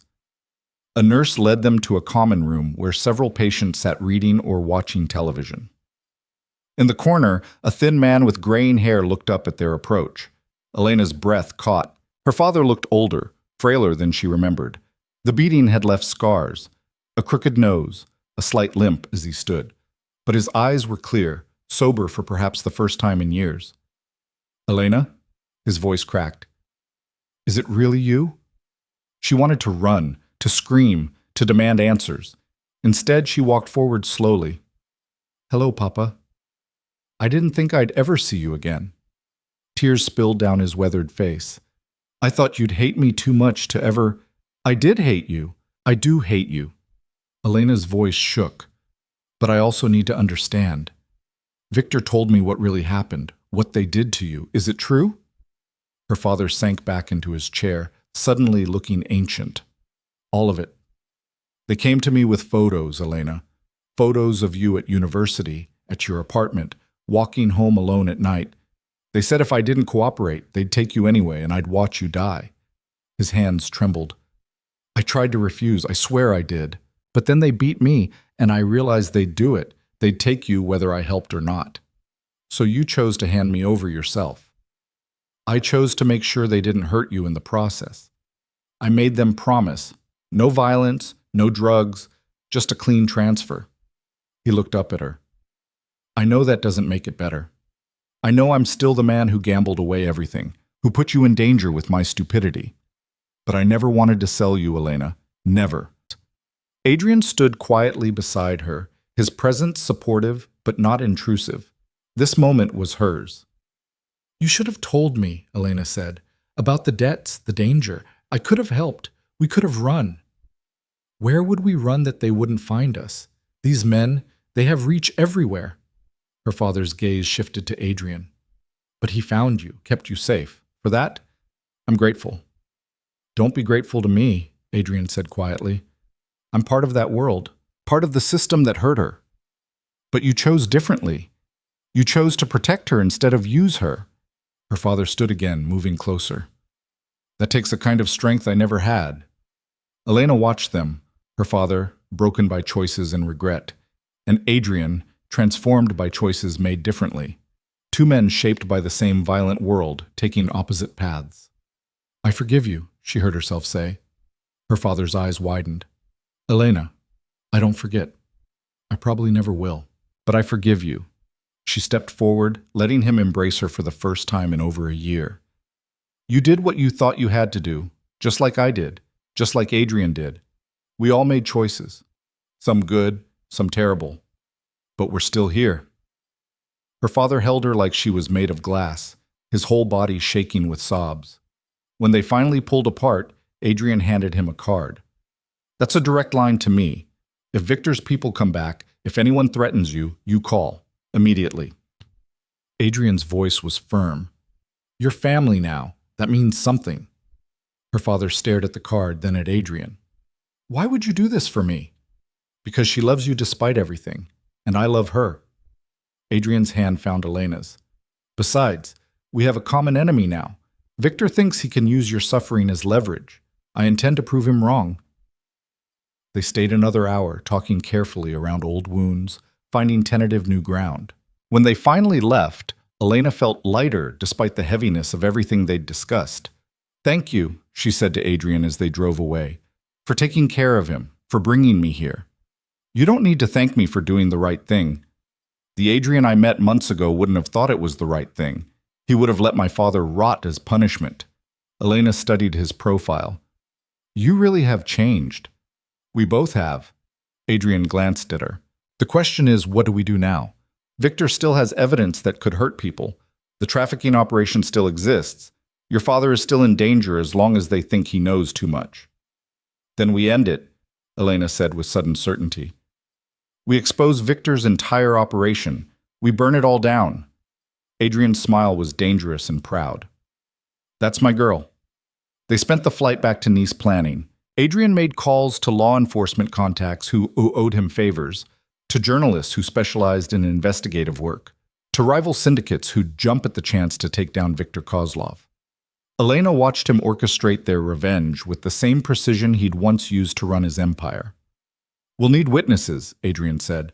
Women from the Foundation who might have information about Victor's operations, financial records, shipping manifests.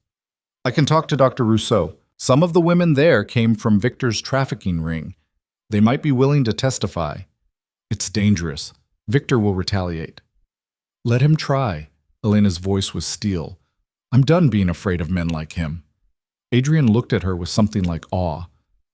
When did you get so fierce? I learned from the best. Over the next 2 weeks, they built their case. Dr. Rousseau helped connect them with survivors willing to speak. Adrian's lawyers compiled financial evidence linking Victor to trafficking operations across 3 countries. Journalists dug into shipping records, finding patterns of young women being moved like cargo. And through it all, Elena worked alongside Adrian as a true partner, making calls, conducting interviews, piecing together the puzzle of Victor's empire. The breakthrough came from an unexpected source. Dmitry Volkov, the man who'd beaten Elena's father, reached out through intermediaries. He wanted to make a deal. He's scared, Marcus reported. Victor's getting paranoid, eliminating people who know too much. Dmitry thinks he's next. So he wants witness protection in exchange for testimony, Adrian said. Classic. Do we take it? Elena asked. Normally, I'd say no. Men like Dmitry don't deserve second chances. Adrian looked at her. But this is your call. He's the one who hurt your father.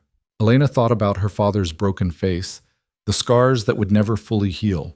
Then she thought about all the other women Victor had hurt, all the families destroyed. We take the deal, she said, but only if he gives us everything. Names, locations, documentation, everything to bring down Victor's entire network. Dmitry agreed. The evidence he provided was damning. Ledgers showing thousands of women trafficked, correspondence with corrupt officials, even video evidence of Victor personally ordering executions. Adrian handed it all to law enforcement and the press simultaneously, ensuring it couldn't be buried. The story broke on a Tuesday morning. Within hours, arrests were being made across Europe. Victor's operation collapsed like a house of cards. Lieutenants turning on each other, warehouses raided, women rescued from nightmare situations. Victor himself was arrested in Monaco, trying to flee on a private yacht. Elena watched the news coverage with Adrian beside her, his arm around her shoulders. It's over, she said, almost unable to believe it. This part is. There will be trials, investigations, fallout. Adrian pressed a kiss to her temple. But the worst is over. Victor can't hurt you anymore, can't hurt anyone. Because of what we did. Together. Yes, together. They sat in comfortable silence, watching their enemy fall. knowing they'd won not through violence but through truth. That night, Adrian found Elena in her studio. Their studio now, really. She spent as much time there as ever, but now he'd join her sometimes, reading while she painted. Their comfortable silence a kind of peace neither had known before. "I have something for you," he said, holding out a small box. Elena set down her brush, curious. Inside the box was a key. "What's this?"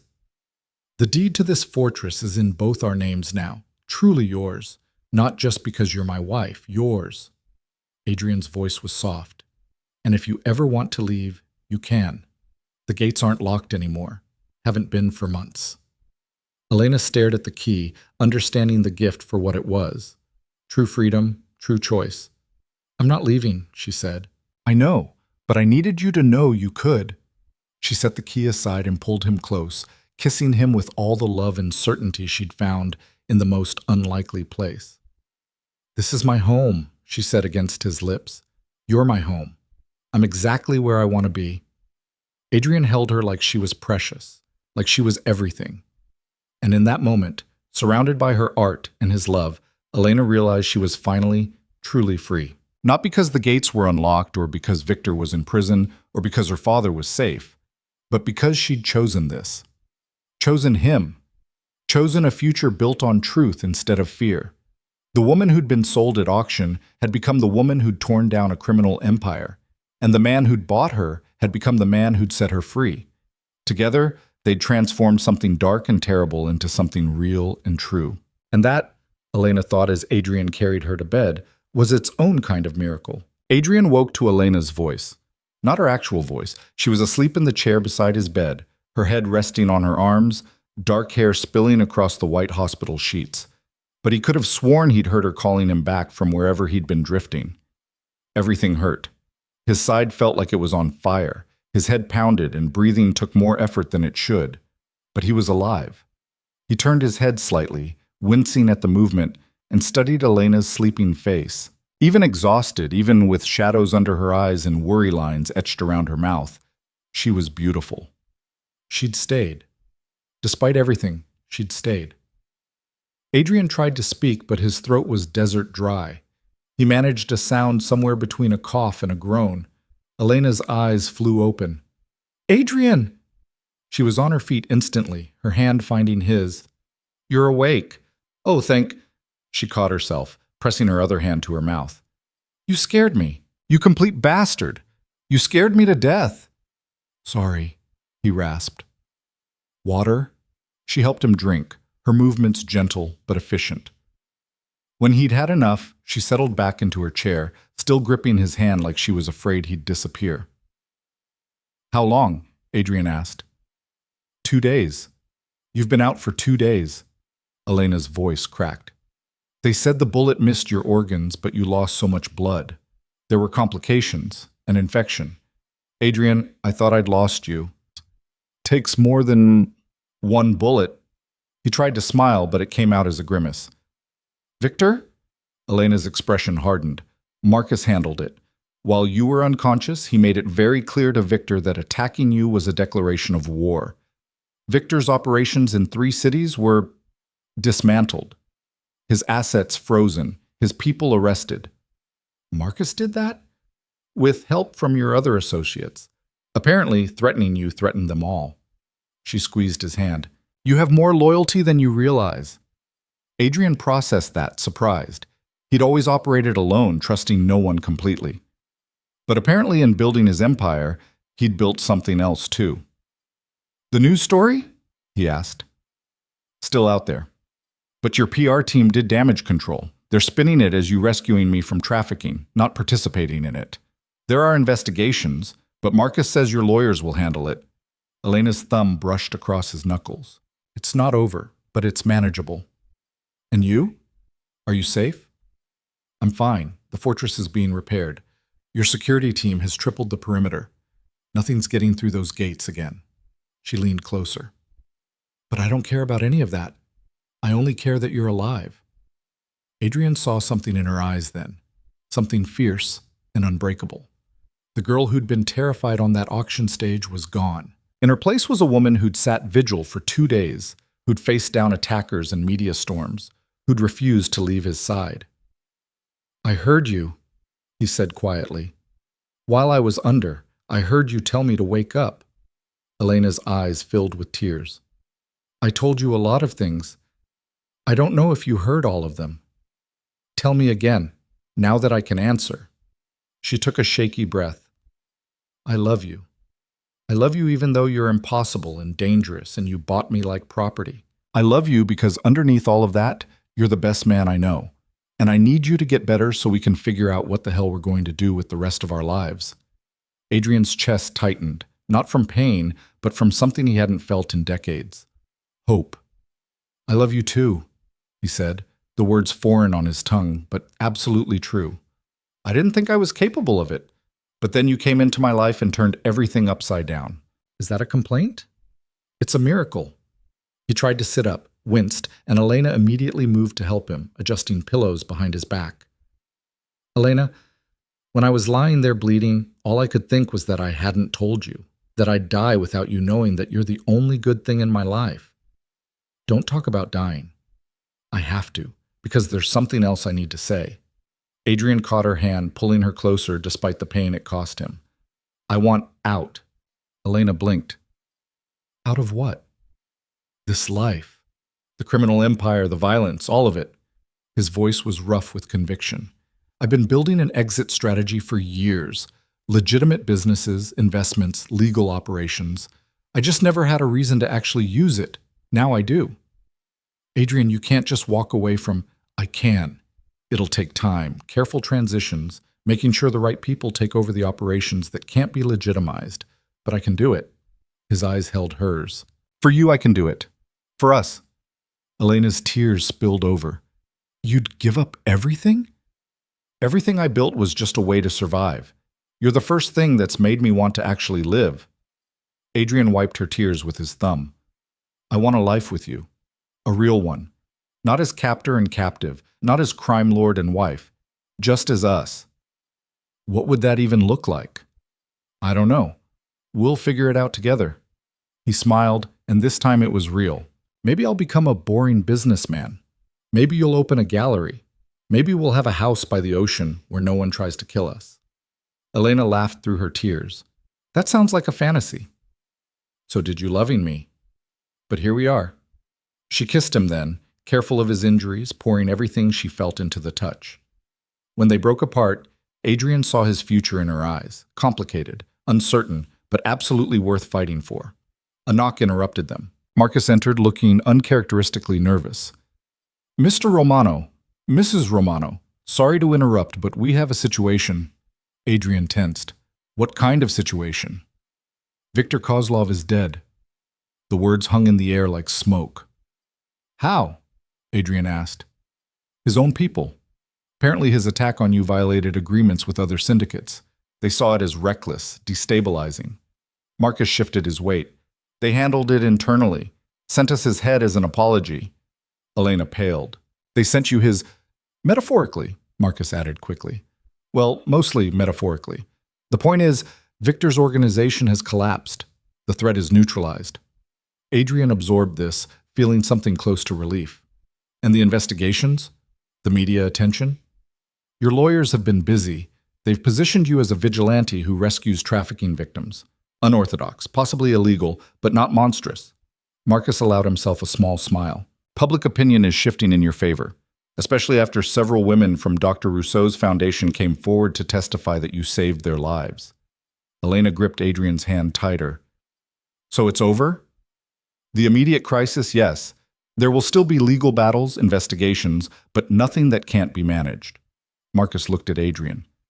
"Sir, the syndicate heads are asking about succession. They want to know who's taking over your operations." "No one," Adrian said firmly. "I'm dissolving the criminal enterprises. Everything gets legitimized or shut down." Marcus's eyes widened. "Sir, you can't just—" "I can and I am. Work with my lawyers, transfer operations to trusted people who can run them legally or phase them out entirely. I want to be completely clean within 6 months." "That's ambitious." "It's necessary." Adrian's voice was steel. "Make it happen." Marcus studied him for a long moment, then nodded. As you wish. I'll start the process. When he left, Elena turned to Adrian with wonder in her eyes. You're really doing this. I'm really doing this. He brought her hand to his lips. No more violence. No more criminal operations. Just a man trying to build something honest with the woman he loves. What about the fortress? We'll keep it. I've grown fond of the view. Adrian's smile was soft. But no more armed guards, no more panic rooms, just a home. Elena settled carefully onto the bed beside him, mindful of his injuries. I can't believe this is happening. 3 months ago, I was a literature student with no future. Now I'm married to a crime lord who's going legitimate. Former crime lord, Adrian corrected. And you always had a future. I just redirected it. You kidnapped it. Semantics. He pressed a kiss to her temple. Tell me about that future, the one you would have had. Elena was quiet for a moment, remembering. I wanted to teach, maybe, or work in a museum, paint in my free time, never make any money from it, live in a tiny apartment with too many cats. That sounds terrible. It was my dream. What's your dream now? She looked at him, this impossible man who'd bought her and saved her and loved her. This, you, whatever we build together. Even if it's messy and complicated? Especially if it's messy and complicated. Elena smiled. I've discovered I don't actually want simple. Adrian pulled her closer, and they lay there in comfortable silence, healing together. 3 weeks later, Adrian was released from the hospital. The fortress had been repaired, the gates reinforced, but as promised, the security was scaled back. No more armed guards on every corner, no more surveillance state, just enough protection to feel safe without feeling imprisoned. Elena had spent the weeks painting, working through trauma and joy in equal measure. The studio was filled with new pieces, vibrant and alive in ways her earlier work hadn't been. Adrian found her there on their first evening back, standing in front of a canvas that took his breath away. It was them. Not realistic, but impressionistic. 2 figures intertwined, one dark and one light, merged into something new. Where they overlapped, the colors created something neither could achieve alone. It's us, Elena said when she noticed him watching. How we started separately but became something different together. Adrian moved behind her, wrapping his arms carefully around her waist. His side still ached, but he was healing. It's beautiful, like you. It's complicated. Like us. She leaned back against him. I'm calling it redemption. Presumptuous. I'm not redeemed yet. You're working on it. That's what matters. They stood there, watching the sunset paint the ocean in shades of gold and crimson. I've been thinking, Adrian said quietly, about your father. Elena tensed. What about him? You should see him. Talk to him. Adrian's arms tightened slightly. Not to forgive him if you're not ready, but to get closure, so you can move forward without that weight. I don't know if I can face him. You faced down armed attackers. You sat vigil while I was dying. You can face one broken man. Adrian turned her to face him. And I'll go with you if you want. You don't have to do it alone. Elena searched his eyes, finding only support and understanding. When? Whenever you're ready. 2 days later, they flew to Rome. The treatment facility was nice, expensive, clearly paid for by Adrian. Her father was in a private room with a view of gardens, looking smaller and older than Elena remembered. When he saw her, tears filled his eyes. Elena, my little girl. His voice broke. I'm so sorry. For everything. Elena stood in the doorway, Adrian a steady presence at her back, and felt a complicated tangle of emotions. Anger, grief, love, betrayal, all of it warring inside her. Why? She asked simply. Why did you do it? Her father's hands shook as he gestured to a chair. Please sit, both of you. They sat, and her father told his story. The gambling had started after her mother's death, a way to escape grief. Small bets at first, then larger ones, then loans from the wrong people, desperation spiraling into despair. They came to me with an offer, he said, his voice barely audible. Pay the debt or offer collateral. I convinced myself that they just wanted insurance, that I'd pay them back before they ever collected. But you didn't, Elena said flatly. I couldn't. The debt grew faster than I could earn, And by the time I realized what I'd really done, it was too late. Tears tracked down his weathered face. I told myself you'd be okay, that whoever bought you would treat you well. I lied to myself because the truth was unbearable. The truth that you sold your daughter to save yourself. Yes. Her father looked at Adrian. When I heard who'd bought you, I researched everything I could about Adrian Romano. Criminal, yes, but also fair. Known for protecting women, for having lines he wouldn't cross. I told myself that made it better. It didn't, Elena said. I know. Nothing makes it better. Her father's voice cracked. I destroyed your life to save mine. That's the truth. And I'll spend the rest of my days trying to atone for it, knowing I never can. Elena sat in silence, processing. Part of her wanted to rage, to scream at him for his selfishness. But another part, the part that had learned about complicated morality from loving Adrian, understood that people weren't simply good or evil. They were broken, making terrible choices, trying to survive. I don't forgive you, she said finally. Not yet. Maybe not ever. But I understand why you did it. Her father nodded, accepting that. That's more than I deserve. It is. Elena stood. I'm leaving now. I might come back someday. I might not. But you need to know, despite everything, I survived. I found something real in the wreckage you created. So in a twisted way, your worst choice led to my best life. She turned to leave, and her father's voice stopped her. Does he treat you well? Romano?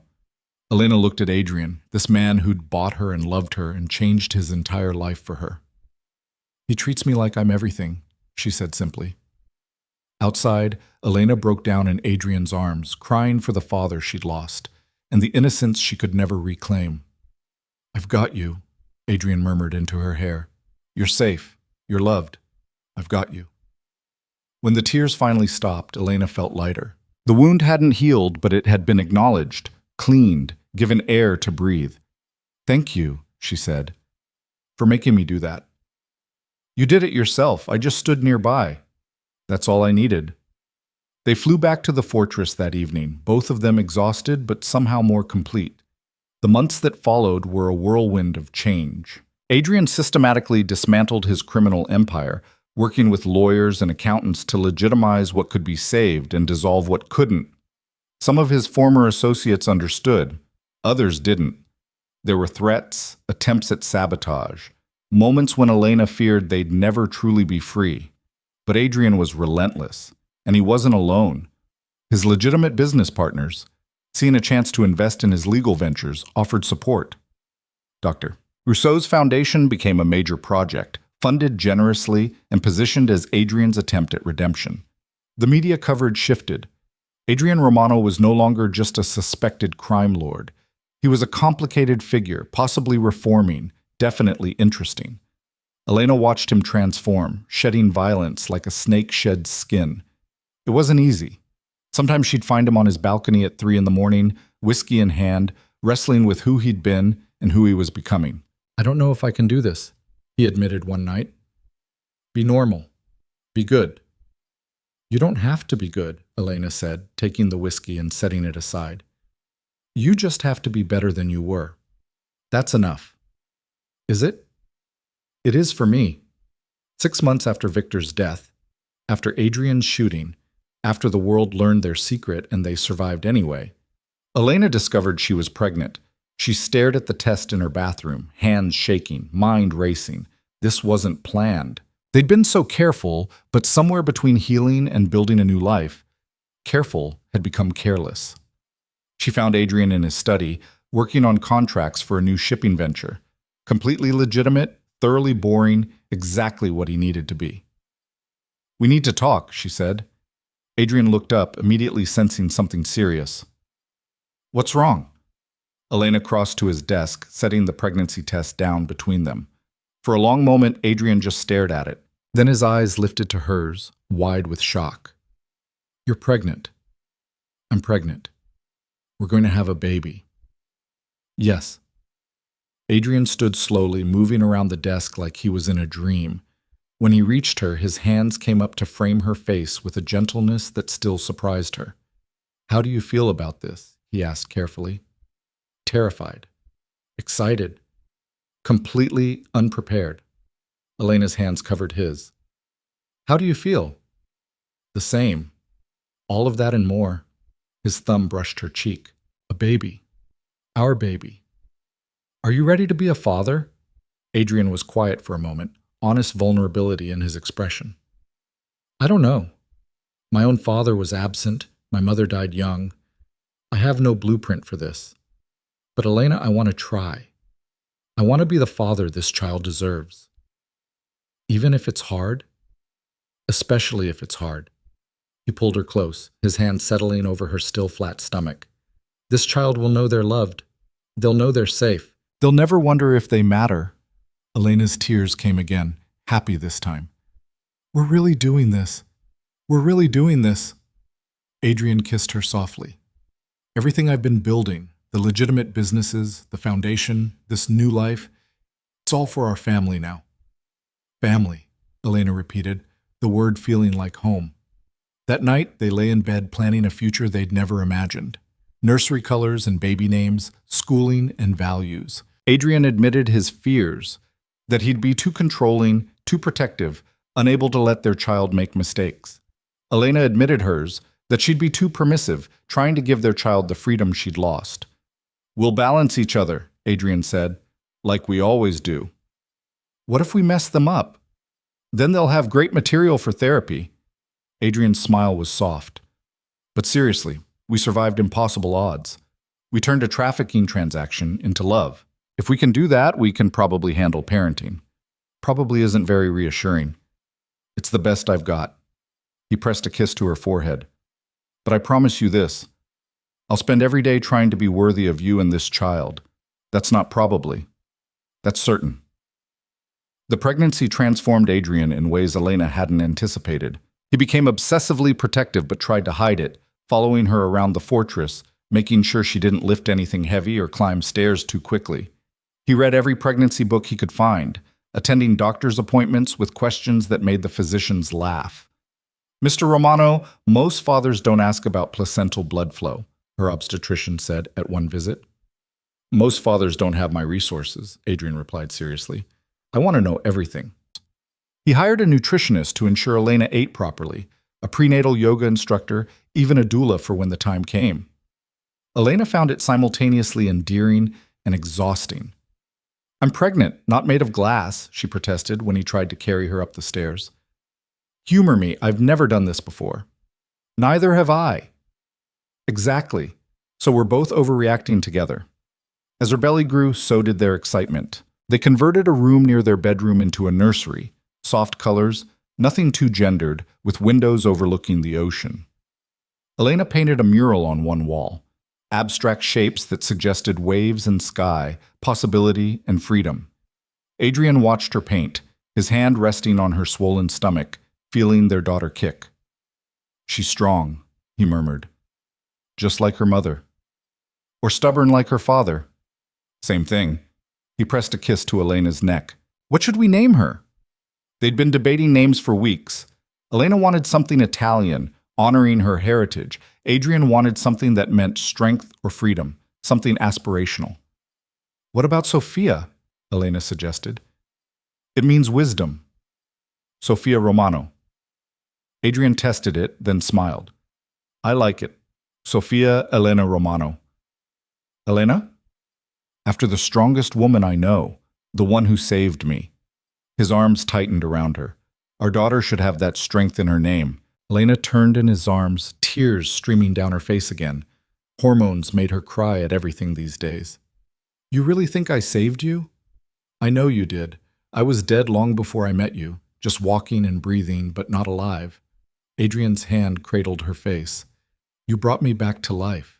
You made me want to be better. How is that not saving? They named her Sophia Elena Romano, and she was born on a Tuesday morning in early spring, arriving 3 weeks early and screaming with impressive lungs.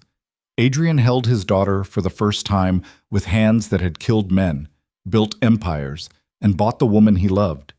Now those same hands cradled new life, and Elena saw him transform completely. She's perfect, he whispered, tears streaming down his face unashamedly. She's absolutely perfect. Elena watched from the hospital bed, exhausted but elated, as the most dangerous man she'd ever known became the gentlest father imaginable. Sophia had Adrian's gray eyes and Elena's dark hair, and from day one she owned them both completely. Those first weeks were chaos, sleepless nights, constant feedings, learning to navigate parenthood together. But they figured it out, taking turns with midnight wakings, supporting each other through exhaustion and anxiety. Adrian was a natural, despite his fears. He changed diapers with the same efficiency he'd once negotiated deals. He learned to swaddle, to soothe, to read Sophia's tiny cries and know exactly what she needed. "You're good at this," Elena said one night, watching him rock their daughter to sleep. "I'm terrified every second." "So am I, but look at her. She's thriving." Adrian looked down at Sophia's sleeping face, wonder in his expression. "I never thought I'd have this. A family. Something pure and good that came from me. She came from both of us. All the broken parts made something whole." 6 months after Sophia's birth, Adrian finalized the last of his business transitions. Every criminal operation was either legitimized or dissolved. His empire now consisted of shipping companies, real estate investments, and the foundation. All legal, all clean. He came home that evening to find Elena in the nursery, Sophia babbling in her crib while Elena showed her the ocean through the window.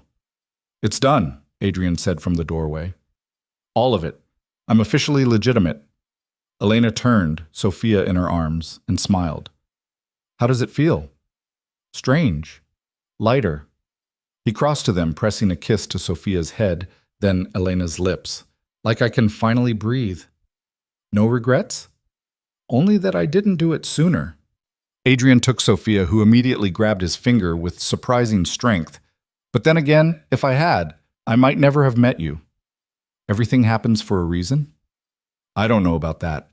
But I know that somehow, impossibly, my worst choice led to my best life." He looked at Elena, love and gratitude in his eyes.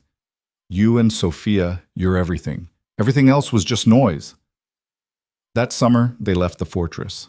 Not permanently, it would always be their sanctuary, but they bought a villa in Tuscany, smaller and warmer, surrounded by vineyards and olive groves. A place where Sophia could run free, where they could build memories untainted by violence. The fortress remained their winter home, their retreat, but the villa became their heart. Elena opened a small gallery in the nearby town, showcasing her own work and other local artists. It never made much money, but that wasn't the point. It was hers, something she'd built with her own hands, her own vision. Adrian threw himself into the foundation, working directly with Dr. Rousseau to expand their reach. They opened 3 new facilities in the first year, helping hundreds of women escape trafficking and rebuild their lives. "I'm trying to balance the scales," Adrian admitted to Elena one evening as they watched Sophia play in the garden. "For every woman I couldn't save, including my mother, I want to save 10 more." "You can't save everyone." "No, but I can try." Elena took his hand, lacing their fingers together. "You're a good man, Adrian Romano." "I'm a man trying to be good. There's a difference. Not to me, not anymore." 2 years after Sophia's birth, Elena found herself pregnant again. This time it was planned, wanted, a conscious choice to expand their family. Adrian was simultaneously thrilled and panicked, reverting to his overprotective tendencies with renewed vigor. "We know what we're doing now," Elena reminded him when he tried to carry her groceries. "We've done this before." "Doesn't make it less terrifying." Their son was born in December, arriving during a snowstorm that blanketed Tuscany in rare white. They named him Marco, after Elena's grandfather, and he had her green eyes and Adrian's serious expression. Sophia, now 2, was fascinated by her baby brother, insisting on helping with everything. Adrian and Elena watched their children together, marveling at the impossible family they'd built. "This is what I bought for 2 million euros, Adrian said one evening, Sophia asleep on his lap while Elena nursed Marco. "Not just you, this entire life, this family, this future." "Best investment you ever made?" "Only investment that ever mattered." Years passed in a blur of school plays and skinned knees, of teaching Sophia to paint and Marco to read. The children grew up knowing their parents' story, age-appropriately edited, but honest.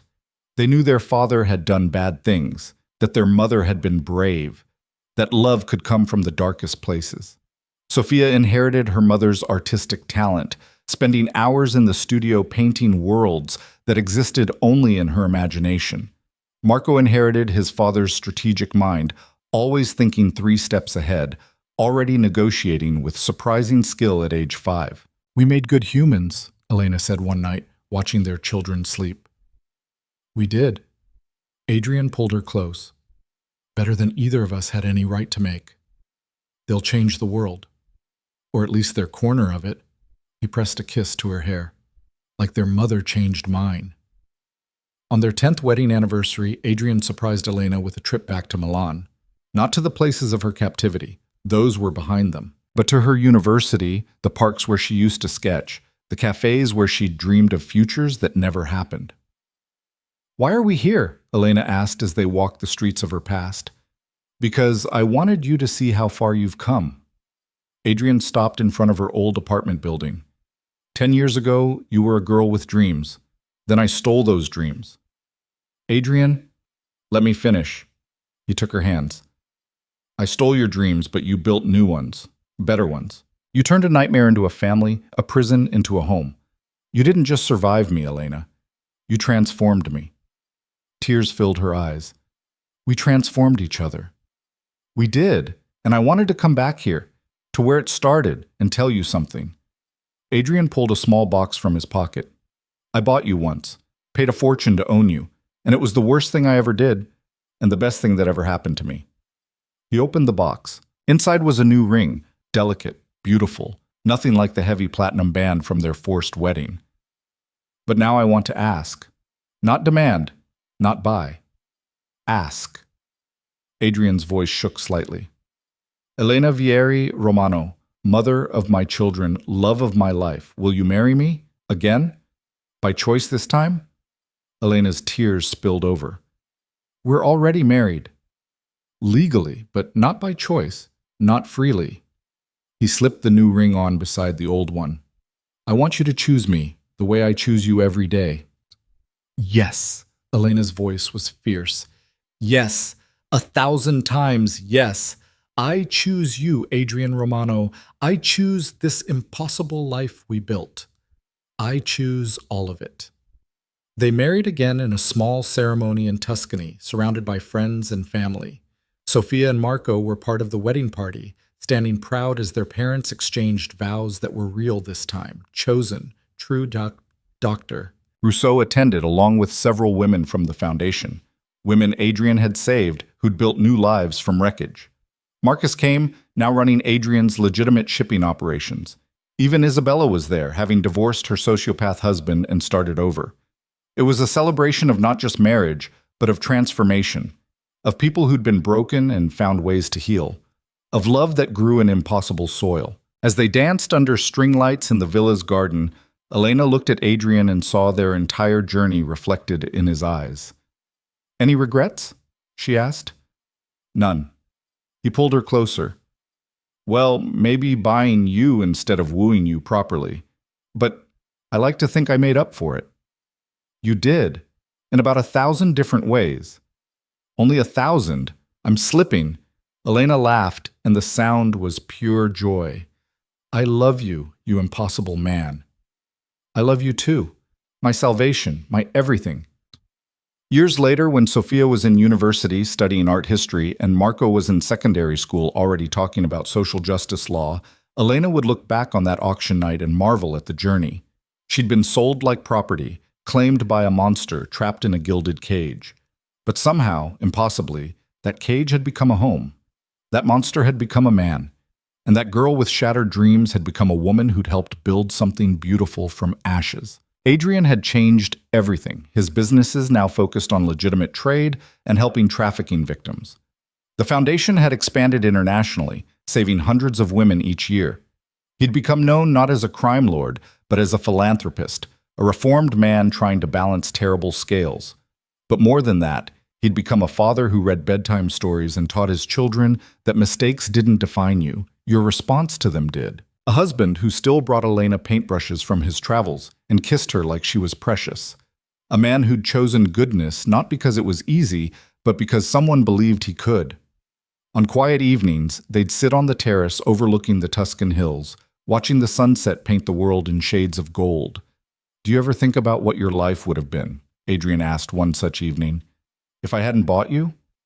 Elena considered. Sometimes, I'd probably be teaching somewhere, painting on weekends, living a safe, quiet life. Do you wish for that? Not even a little. She laced her fingers through his.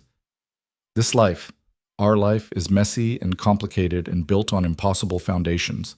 But it's real. It's ours. And I wouldn't trade it for anything. Even knowing how it started? Especially knowing how it started. Because it proves that nothing is beyond redemption. Not you, not me, not us. Elena turned to face him. We took something terrible and made it beautiful. That's our story. That's our triumph. Adrian pulled her close, and they sat in comfortable silence as the sun disappeared beyond the hills. Their story had begun with a price tag and ended with priceless love.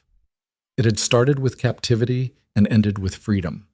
It had transformed a monster into a man, a victim into a survivor, and two broken people into a family.